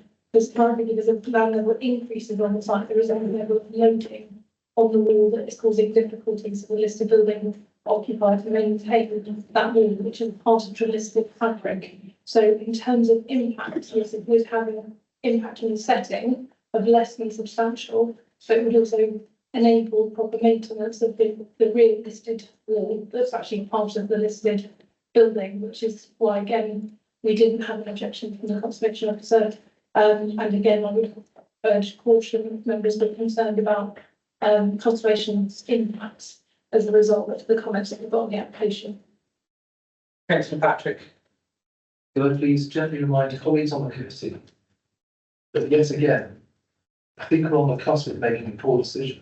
In my judgment, we've got professional consultees telling us in their professional capacity, not just one or two, but a long list of consultees, telling us that this development is acceptable within planning law, which we are here to administer. We are not here to write the law, we're here simply to administer the law. And if we get decisions wrong, then council taxpayers will foot the bill. We will lose control and decisions in this county. It will go to central government. The benefits of this scheme are measured. If you've read the report, you'll see in pounds and pence how much the community gets from this development. We have to balance this very finely close. You cannot just keep sitting here and going against officer advice. I know it's very nice to do that, but your community is here, hoping you will. We have to balance this professionally. This room is quasi-judicial, this committee is quasi-judicial. We are like a court. We have to make decisions based on evidence. Please, in that committee, can we think and reflect on that before we make a final decision? I'm going to go to Councillor Osborne, and then there is a proposal on the table. It's got a It's just really a quick question based on the issue of the wall. Is the sort of site of the wall, is that within control of the applicant? Because if it's not, how's it going to get repaired? Because there would be no application if it was in another party's hands or required access through third party land, that they would grant that. I think this isn't particularly clear, precious, so apologies. The roof lines that you can see is the listed building and the outbuilding at the bottom of the garden of the listed building. What's next to the outbuilding is the stone wall. What you can't see from this photo is that the land levels of the site are marginally increased and leaning against the stone wall. So within the control of the applicant is the land levels on this site. So whilst the stone wall is part of the listed building, owned by the person who owns the listed building, you know, the soil leaning on it is part of the application site. Thank you. So I've got a proposal on the table. Does it receive a second at this point? Councillor Osborne. I'm just going to go back to Councillor Page, if you can confirm your wording, and then I can check with the second in the paper. Thank you, Chair. Well, to summarise, obviously, I feel that this application does create demonstrable harm to this particular village and South Somerset. First of all, by intruding into the local distinctive open space in the centre of Kent and Mandeville. It also impacts. Can you just give me the wording for your proposal? Okay. First of all, then, by intruding into the local distinctive open space in the centre of the village, the development fails to preserve or enhance the character and appearance of the location and fails to reinforce local distinctiveness. And that is in contrary to policy EQ2, General Development, the South Somerset Local Plan, 2006-2028. And the second reason was that the development fails to maintain local identity, sense of place, the linear development of the village, and that's contrary to policy EQ5, the green infrastructure of South Somerset Local Plan 2006-2028. And the final point was the erosion loss of the heritage setting regarding the Homestead Great listed building. And that's in conflict with policy EQ3, historic environment of the South Somerset Local Plan 2006-2028. And that is my judgment. The policies, yes, are here, but that's my judgment. That's what we're here to do, is have judgment on the application. Thank you.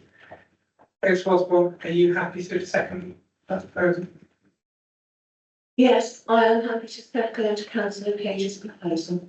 Okay, so you've got a proposal on the table, which has been seconded. Show of hands, all of those in favour.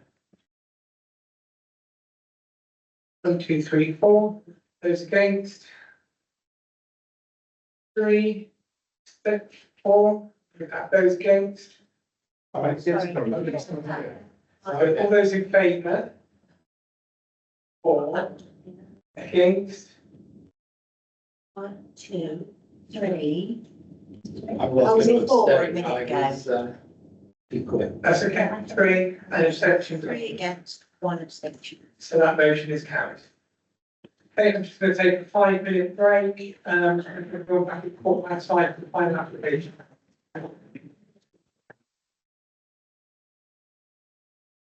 Thank you.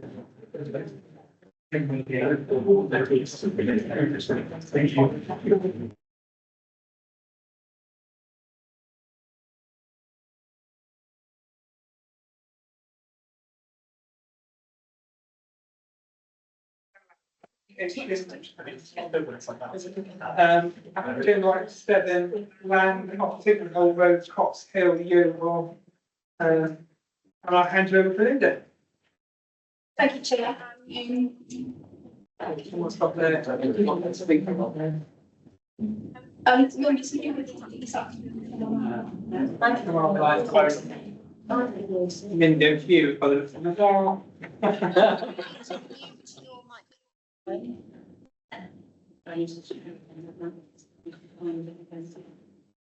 Am I still showing? Sorry.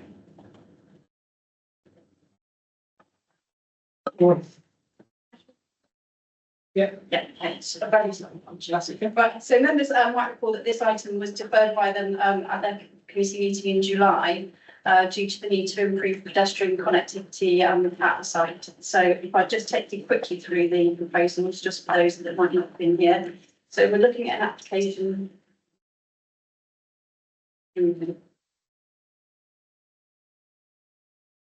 Sometimes it just.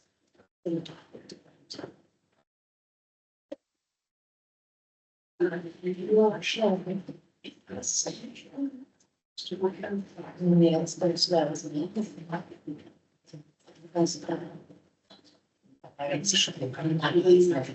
Yeah.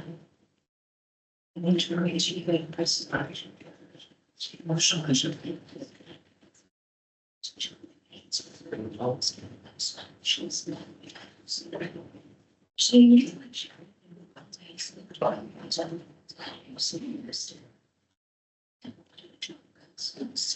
Yes.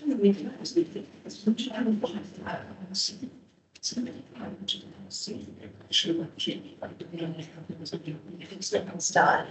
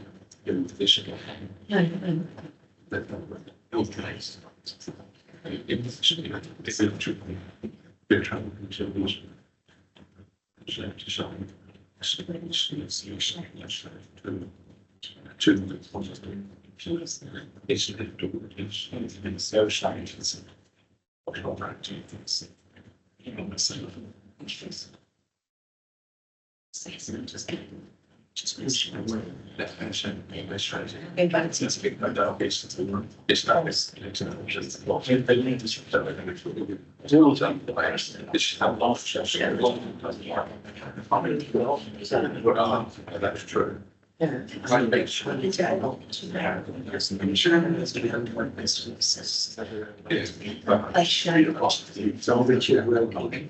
while we're sorting the IT problems, I did have an apology from Tim Sterling just had to start the meeting for personal reasons. I'm very happy that that gets added to the. Yeah.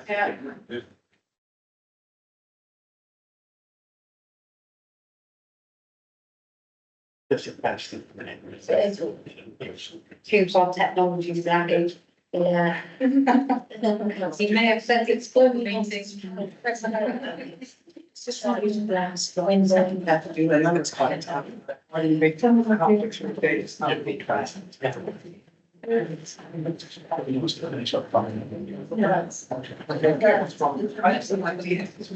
did not want them. And the next issue is to how the prices are actually just many interesting things.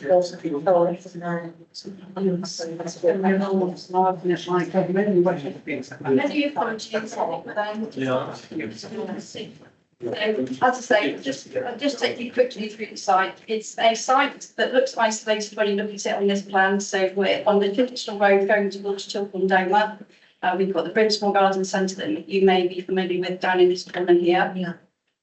And this is zoomed out, so there's the garden centre. And this is the area of photography. This is the Brethren meeting hall, and again to orientate yourselves. And again zoomed out.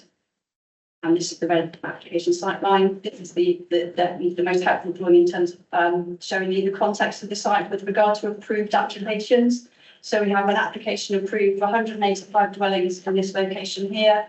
And this is the Brimsmore Quay site where you can see the dwellings are approved in this location here. So the development eventually will be adjoined by significant housing development on two sides with the Brethren meeting hall to the north. So the application is in outline with means of access to be considered at this stage. It's for up to 60 dwellings. We have an indicative layout. As I say, this is indicative, so you can see the access coming in through here with the lead play area. We've got reinforced landscaping to the north of the site to improve the ameliorate the small amount of plastic impact. And what I'll take you through now is the issues that we were discussing at the previous planning committee, which were with regard to pedestrian connectivity. So as part of the application you saw in July, there was a condition included to provide a traffic regulation order to reduce the speed limit to 30 miles an hour from this location here. So that would take, that was included also as part of the 185 dwellings, but it would also cover this dwelling as well. In addition to this, as part of the reconsidered application and the additional details that we've got in discussions with the agent, we've now secured a pedestrian access from the site in front of the approved 185 dwellings as part of that site. So they will be required to provide that as part of their application, separate from the 185. They will also be required to provide the pedestrian crossing at the site in this location with a pavement on both sides. And we've also secured monies towards the improvement of the footpath, which runs along the sites here in this direction, including upgrading of the surface and Kissing Gate with wheelchair-friendly access. So there we go. So this is the application site. This is the Tintinall Road looking towards Chiltern Doma and the Brethren Meeting Hall at the top. This is looking down the road. You can see this line of poplars here, which are the line of the site where we have the 185 dwelling improved. This is the looking from the application site out into the road from the existing access, which will change location. And this is the field. So it's surrounded by significant hedgerow, as you'll see. We've got the line of poplars here. You'll also notice a relatively sloping site from north to south. And again, that's the line of poplars that adjoins the 185 dwellings approved and outlined on the opposite side. So these are the landscape impact photos that we have as part of the LBIA. So you can see this is the application site from running through the top here and here, when we've got significant mature screening around the site. And again, this is from Pockets Hill Lane, the small lane that runs off of Tintinall Road, with the mature hedging all along. This is the area where the hedging will be reinforced. And again, this is looking backwards towards the site. So again, you can see the surroundings benefit from mature screening, which will be maintained and reinforced. And then this is looking back towards the site from the car park at the garden centre with the line of poplars and the site in behind. I've just put this in, so this is the existing access and footpath arrangements that was an area of concern in the committee at their last meeting. So these will be improved. So the footpath itself will be upgraded in terms of the surfacing, and wheelchair friendly kissing gates would be installed on that side as well. So if I just take you through the principle. So in terms of the principle, you'll see in the report that this is considered in detail, and obviously you'll have the update on the MPPF, and we have to now look at that. So it is engaged. The development in terms of the council's lack of 5-year line supply and the tilted balance is in play, and therefore we believe the application can be supported given its proximity to Oval and its proximity to other approved housing sites. We consider that the benefits outlined within the report, namely the delivery of new homes to meet an identified housing need, the provision of affordable housing, the community benefits, as well as stimulus to the local economy, significantly outweigh any adverse impacts, and the principle can therefore be supported. In terms of landscape impact, the site has been assessed through a landscape and visual appraisal, which has concluded that the landscape character of the site and immediate context has the ability to accommodate the proposed development and will be appropriate to this age of settlement location, and as a result of the general containment of the site. The proposed structural planting and internal tree planting will help to soften and filter the development from local views. Effects as a result of the proposed development are not considered to give rise to unacceptable harm to the landscape and visual receptors. In terms of access and visibility, as you'll see, the proposal would create an access onto Tintinall Road. The access is proposed as a priority junction for the right-hand turn lane, and with existing pedestrian footways to tie in with the pedestrian footways in existing locations. The footpaths will also link with a new provision of the adjacent site and the pedestrian crossing that is to be provided with links to the public footpath through the adjacent quayside. Following, as I've said, following deferral of the application for the July committee, discussions took place with the applicant, and we secured further improvements to pedestrian access, and including the provision of a further grounding condition to control the delivery of a signal control pedestrian crossing on Tintinall Road, the delivery of a new section of footway along the northern side of Tintinall Road, and also a financial contribution which equates to £57,500 to service the footpath and £5,000 for the wheelchair-friendly kissing gates. Neither the Highway Authority or the Rights of Way team have made any further comments on the proposals. In essence, the proposals don't change from what the Highway Authority considered as part of the outline application on the adjacent site. So we therefore consider the proposals acceptable with regard to pedestrian access and highway safety. Surface water attenuation, you'll have seen from the report, is a particular concern and a sensitive one for the local parish council due to the flooding issues that experienced within the Oval Marsh, a village further down the A37. The application proposes an attenuation pond within the northeast corner with greenfield runoff rates to be secured with the provision of a hydro break. The application and drainage details have been thoroughly assessed by the LLFA, Local Development Authority, who have accepted the scheme subject to the imposition of a condition requiring full details.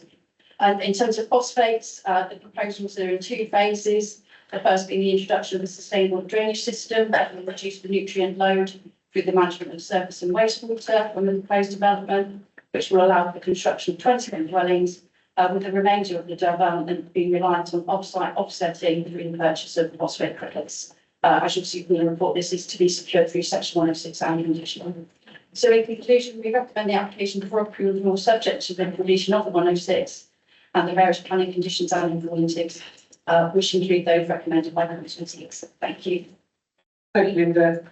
Moving to the public speaking, I can start with Karen Ashton. If you'd like to use the microphone at the end there.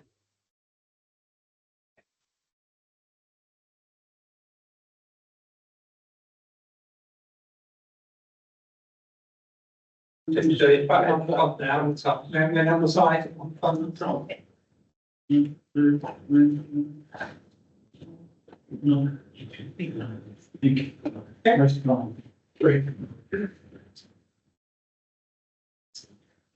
Well, good evening, Howard Ashton for Pittsfield residents. In July 24, your committee were hesitant to grant this application, citing unsuitability due to the isolated location and lack of amenities. Not a lot seems to have changed.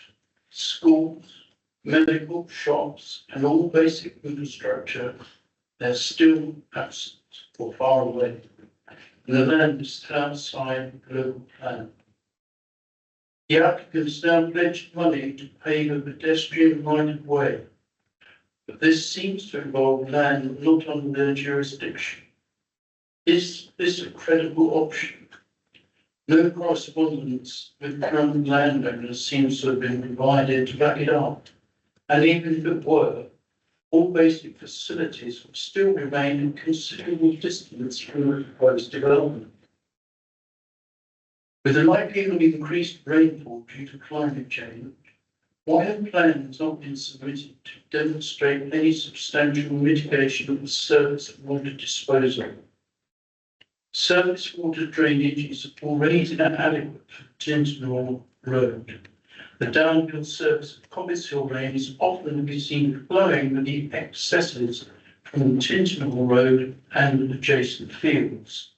On occasions in the past, it has even entered our houses. And we have yet to see the consequences of those same fields imperviously paved by new roads and the development of around 1,000 dwellings. We feel the responsible approach would wait the building out of the much larger John Bishop estate. We will then be in a position to know exactly what other facilities have become available locally, then make some factual observations and not rely on theoretical guesses about wished for amenities, surface water drainage and traffic issues. To our mind, that would be the appropriate time to make sound and informed judgments about further development of an isolated field. Taking into account a nearby development that's already been granted recently of approximately 200 houses, we feel that this current application is premature, and we ask you please not to permit this application at this time. Thank you very much. Thank you. We move on to Steve Barker from Gladman, who is speaking on behalf of the applicant.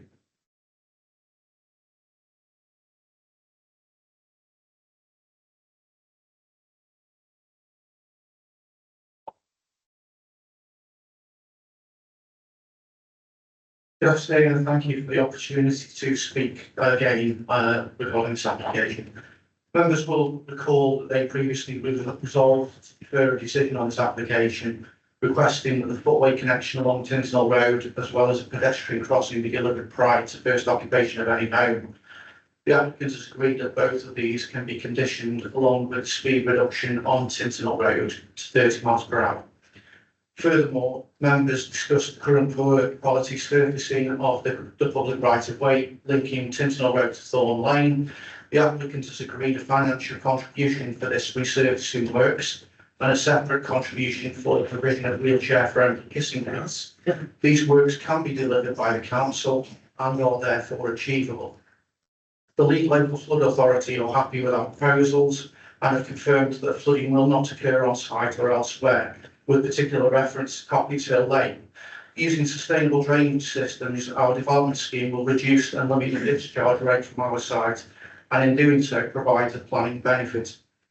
The applicant has positively responded to members' previous concerns, and I invite you to consider that our scheme clearly demonstrates sustainable development that will boost the council's housing land supply and provide housing to meet an identified market and affordable housing needs.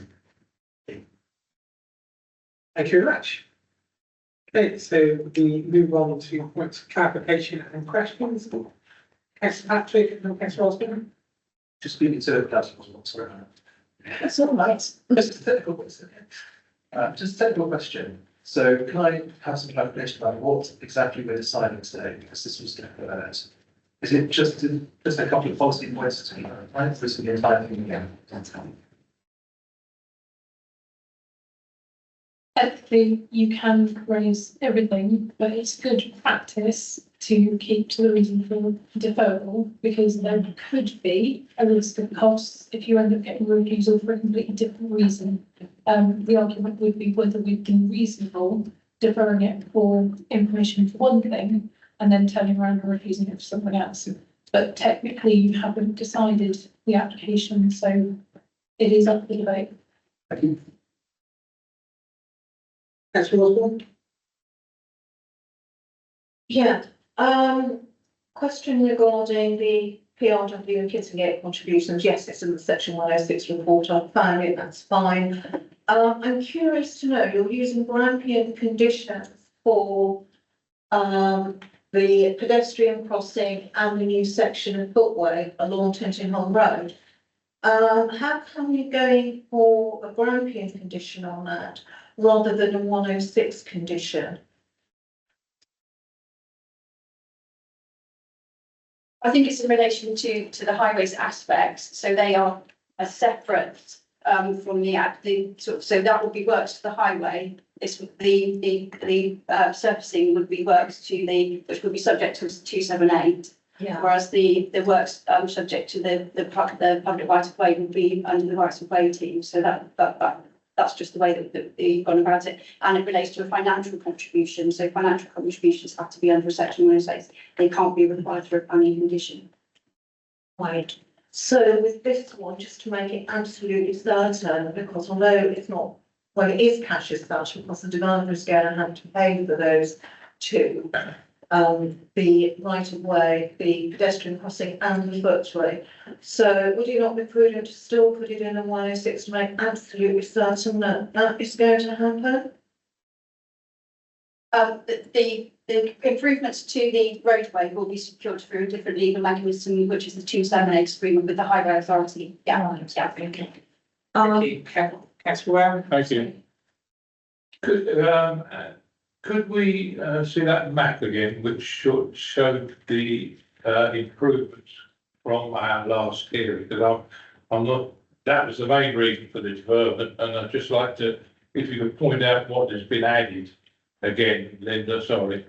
So what we haven't secured was, we were linking the two developments together. So you've got the development here to the north with the Poppets Hill Lane between. So the land on the other side is the Brimsmore Garden Centre, which is required to provide a footpath. Yeah. But we weren't requiring that of this development. We were relying on them to provide it for that development. And councillors were concerned, well, if this development went ahead before this one, we wouldn't secure it. We have now secured that. That's it. Thank you, Jim. Thank you. Thank you. Any further questions, Councillor Osborne? Yes, it's just one, because the speaker referred to prematurity in terms of they felt that this proposal should be coming once, I guess, more of the other sites have been built out. Can you just clarify what exactly is prematurity? My understanding is if someone tries to jump the gun and bring an application forward that might upset the established plan. Am I right in that? Does prematurity have any weight in this case? Thank you. I have had it argued once at a public inquiry in terms of public prematurity. It was a site on an edge of a settlement that was probably a really good site for the next local plan, but wasn't allocated. So it coming forward could have been viewed as premature at that point, but we were working from a 5-year land supply position. If you haven't got a 5-year land supply position, it is accepted that we do get development not fully in conformity with the plan. So prematurity as defined in the NPPF wouldn't quite be triggered the same way. Thank you. Thank you. If there are no further questions, I'll move us into the debate. Who would like to start us off? Expert Jensen. Thank you. Thank you for the updates changes that we've seen, but it still doesn't change what is really happening in the area regarding Cobbetts Hill, Lane. So either side, I know you saw the topography and the change, which is quite a slope. So the road itself sits like this at an angle, and it's like a river constantly. And we talked earlier about harm and outweigh that weight of harm. But when it harms one person, 2 people, you know, and 60 people benefit, we've already got harm happening to my residents in my area. And I do believe that having any buildings, well, to this scale, is going to just impact massively on the area behind. Yes, Patrick. Well, sensibly, I wanted to try to paint a more positive picture. I was minding it. I think this is a really good example of how deferral can be a good thing. Because I remember raising this in July. Yes. And I remember making a comment about my baby's plan, not the number of baby really, it's being able to get through the gates. And I see that's been improved. Yeah. So it's a really good example of deferral actually working. So I think based on what we've seen, and the reasons we preferred it, the reason we're back here again, I think we have to prove this, and that's what I'll do. Okay, thank you. Anyone else wish to speak on this application? If not, yes, I've just had concerns that my colleague here has said about the amount of water. How are we to be assured that the water isn't going to be a problem in that area? Thank you. The application sites will be subject to a sustainable urban drainage system, which includes an attenuation pond, as you can see at the lowest point of the sign here. The local flood authority require that only the runoff is exactly identical to Greenfield runoff rates. So despite there being additional hard standing in the site, the developer will be required to attenuate any further surface water that will be created, and that is subject to a detailed condition and with an informative which details exactly what is necessary to meet all those requirements. Yeah. Next page. Thank you, Chair. I noticed there were concerns raised at the last meeting about the impact on highways and increased traffic. Do we still have the police officer available to give any update on the situation? I'm confused. When you say the last meeting, this was back in July. Yes. Looking at the summary of the report, there was an issue regarding the increased traffic and concerns. I just wondered if there was any clarification of any improvements made to that concern. Adam, could you give us a brief reply to that one from you? Yeah, certainly. I think I've been looking through the history of this one. Sorry, can you hear me now? Yeah, we can hear you. Yeah, okay. I've just been looking through the history of this one, and the officer in question who dealt with this didn't have any major concerns. I note there's potential expansion of the 30-mile-an-hour limit, which will bring traffic speeds down on the approach to the roundabout east of the site and the access to the new development east of the site. Even so, There is a slight word of caution that applications for TROs, traffic regulation orders, cannot be guaranteed because they have their own full consultation process. However, the developer has stated that they control the land enough to be able to provide visibility displays if the speed limit stays where it is. So we've got no concerns over the visibility displays. The junction can be provided to standard. There are, as your planning officer has just detailed, improvements now in the pedestrian infrastructure, pedestrian crossing points, improvements to the public rights of way. And bottom line is this is up to 60 units. So that's average 30 vehicles in the peak hour. You're only talking one vehicle every 2 minutes. And with the improvements, the travel plan, aiming to develop modal shift, get people out of the cars and things. The Highway Authority did ask for a couple more bits of information, which I think have now been answered. The internal layout can come forward if this gets to a reserved matters point of view. The internal layout can be developed in accordance with adoptable standards. So yeah, the Highway Authority, I think, is content that this one, again, is going to be acceptable in highway terms. Thank you. Councillor Bosch-Jones. So there's a question now regarding the flooding. So our flood risks are done on rivers and sea. So where do we stand? Something that sits in between when the water all runs off, please. So we rely on the local relief fund authority, who are our drainage experts, to assess the site, look at the site, and look at the proposed drainage infrastructure that would be going on, and subjected to sustainable urban drainage requirements. They assessed all the calculations that have been submitted, and they were happy to recommend that the application was acceptable in terms of the implications of surface water, and the surface water can be attenuated within the site itself. Because I could just come back, because there's a little bit uncertainty. There are two different sizes for the attenuation. It does say the details with regard to the design of the attenuation pond will come at a later stage, and it does highlight the heightened flooding issues of Coppers Hill Lane and Coppers Hill. So it massively concerns me. I'm sorry. Councillor Patrick. Just on that topic, I wanted to read out what Councillor Wes Rees said about this issue. He wrote an email on July 19th prior to the previous committee. He says, with reference to the above application, he's a divisional manager of safety control for this part of the world. My original issues involved water runoff into the open marsh area, but given the opinion of the flooding authority and in condition to control this, I'm quite happy to support it. I also think that this issue is not necessarily relevant to the decision. This case, because we're focusing on highways and pedestrian improvements. Nevertheless, Councillor Wes Rees said that he's fine this is a development to take a chance to debate it.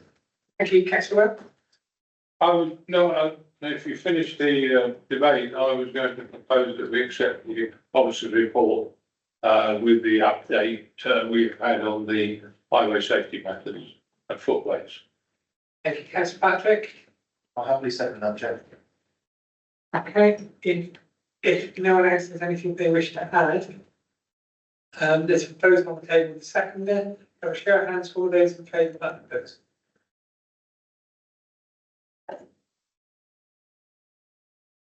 Against? One again. Okay, abstentions? Okay, so that application has been tabled. Thank you very much, everybody. I forgot. Yeah. I'm just trying to flags the time while I found the right bit of paper again. Thank you very much for your time. The appeals decisions are on page 798 of your agenda pack. The appeals decisions as the impact appeals are there as well. For you to know, members have to know those. Yeah. I just want to say something really quickly about the appeals. So sorry. So the first appeal is just effectively rural workers dwelling in the middle of nowhere that we didn't think was particularly well justified. That was refused. It was dismissed at appeals, and the inspector agreed with us. Interestingly, despite the fact it was only one dwelling, it still looked at the benefit of providing one dwelling, bearing in mind we didn't have a private land supply. So the second appeal, again, it's another delegated appeal, it's a relatively small scale proposal. It's for residential properties, of the information access. And this was actually at land rear of the council offices, Churchfield within Canton in Somerset. It was refused by delegated, so officers refused it, primarily on insufficient parking provision, but also on potential heritage impact in terms of impact on the conservation area, because it's in the conservation area, and potential impact on the setting of listed building. If members can have a look at probably page 188 onwards, there's actually a bit which sort of looks at the heritage and planning balance, which is on page 190. So that basically recognised there would be harm in terms of direct harm on the conservation area because it's in the conservation area. But it was considered to be relatively tucked away, so fairly minimal harm, but it was also considered to have some adverse impact in terms of surrounding listed buildings. But then when they balanced that against the benefit of delivering more dwellings, it was considered that that harm wasn't weighted enough to justify not approving for dwellings. So as officers, we refused that because of harm and conservation impact on listed buildings. The inspectors did not agree with us, and that's only for dwellings. And they considered the benefit of providing for dwellings, and this is pre-NPPF, to be so significant that despite the fact there was harm in the conservation area and on the setting of surrounding listed buildings, it was still overruled and allowed appeal. So that's, I just wanted to draw members' attention to it because the reason that we're pushing these so hard is because we are seeing the outcomes coming through the appeals. So I would please urge, if you're reading the committee papers, also have a look at the appeals, because the planning inspector from here on in will be making planning decisions based on the live NPPF. And the reason officers are recommending whatever they're recommending is because we've done that balance and that's the recommendation we're putting forward. And there is a reason for that because we are losing appeals. And it's not, it's not that committee are all wrong and you're all making wrong decisions. It's delegated decisions as well. As officers, we've made that balance, we've identified harm, and then we lose that appeal. So we have, that's a material consideration that we have to take into account. Thank you. Thank you, Councillor Patrick, and then Councillor Watson. Just a really good question. So, well, as you know, when things go to appeal, if we lose, then we face losing money for our community. So less money for schools, less money for highways. It gets watered down. I just wanted to know, in this case, did we lose any factual contributions to the development fund development? We shouldn't have done for dwellings because it's minor development, but for major development, we will. Because in terms of the planning application process, we do negotiate very hard with the developers to get the best proposal out for Somerset. When it gets to appeal, they look at whether the obligations are still compliant. So they have to be reasonable, they have to be necessary, they have to be proportionate to the scale of the development. I'll be honest and say when it comes to the committee, the committee applications, we do tend to push it that bit further because if they can get the decision earlier and we get a little bit more out of it for Somerset, it's a win-win for everyone. But if it goes to committee, the second appeal, the second it goes to appeal, they start reducing the offer that's on the table. So we have got an example of that at the moment where there's an allocated site east that's recently been reviewed at committee. That did have significant infrastructure investment in the 106. As part of the statement of common ground, they're already rolling back on some of the contributions because of the cost to the developer of taking it to appeal and defending the decision. Sue? Thank you. Yeah, thank you. I find the first one interesting that the inspector dismissed that because certainly in my division a little while ago, I had a one dwelling one. They duly went to appeal because it was initially refused. They went to appeal, and although they find harm all over the place, and it's just like in contravention in every policy, the last line was you haven't got a 5-year housing land supply, even one house will make a contribution. So therefore I'm approving this. And I just find the sort of contrasting approach interesting because it clearly shows that inspectors have minds of their own too. Well, thank you. Councillor Page. Sorry. Thank you, Chair. Just going back to Dawn's point about obviously negotiating hard with the developers for the 106 agreements, and I'm actually sure that you do that. Obviously, the reality, and absolutely deals in the reality, is we often see these 106 agreements being watered down, renegotiated. This is why, you know, you tend to become a little bit cynical. It's a bit like being promised a bike at Christmas and you end up just getting a wheel. So I just put that on the table. Councillor Mayor. Yeah, well, I'll be very brief, I know we'll go, but I do. But when it comes to non-determination, how does that cost the council? Because I'm very reluctantly had to speak to 3 applicants, within the last year anyway, and they advised them all to go for non-determination. And one of them, oddly enough, one of them was settled within a couple of weeks. You'll be settled if someone threatens us with non-determination, rather than go to the inspector. I don't think settle is the right word, but we do try and resolve all issues before we get to appeal, because if we get to appeal, effectively, this is where, have we stopped recording the meeting? No, I was wondering where we were going, when you want to take us outside of the meeting. I'm quite happy to give members further advice about the risk of appeals outside of the meeting. If you want to. Can I suggest, so our meeting in January, which we're looking at starting at 10 o'clock on the, in the morning. Yeah. So we'll be having a 10 till 12 training session where we can come up with all of these things. And it'd be really good if you could email Dawn or Tom anything that you want included in that. So I think they'll cover everything that they think we need to cover. But there are also things that each of us as individuals might wish to pick up along the lines of some of these questions that we're kind of delving into now.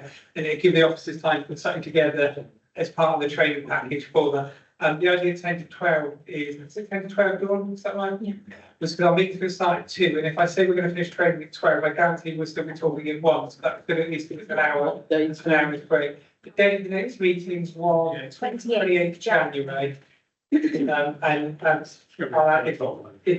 say something out for us. I was just double checking on that. Yeah, no, that's fine.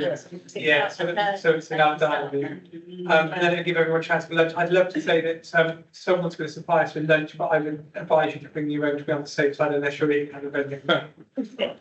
Thank you very much, everyone. With Christmas New Year, and I will see you. In fact, I will see you tomorrow. Tomorrow.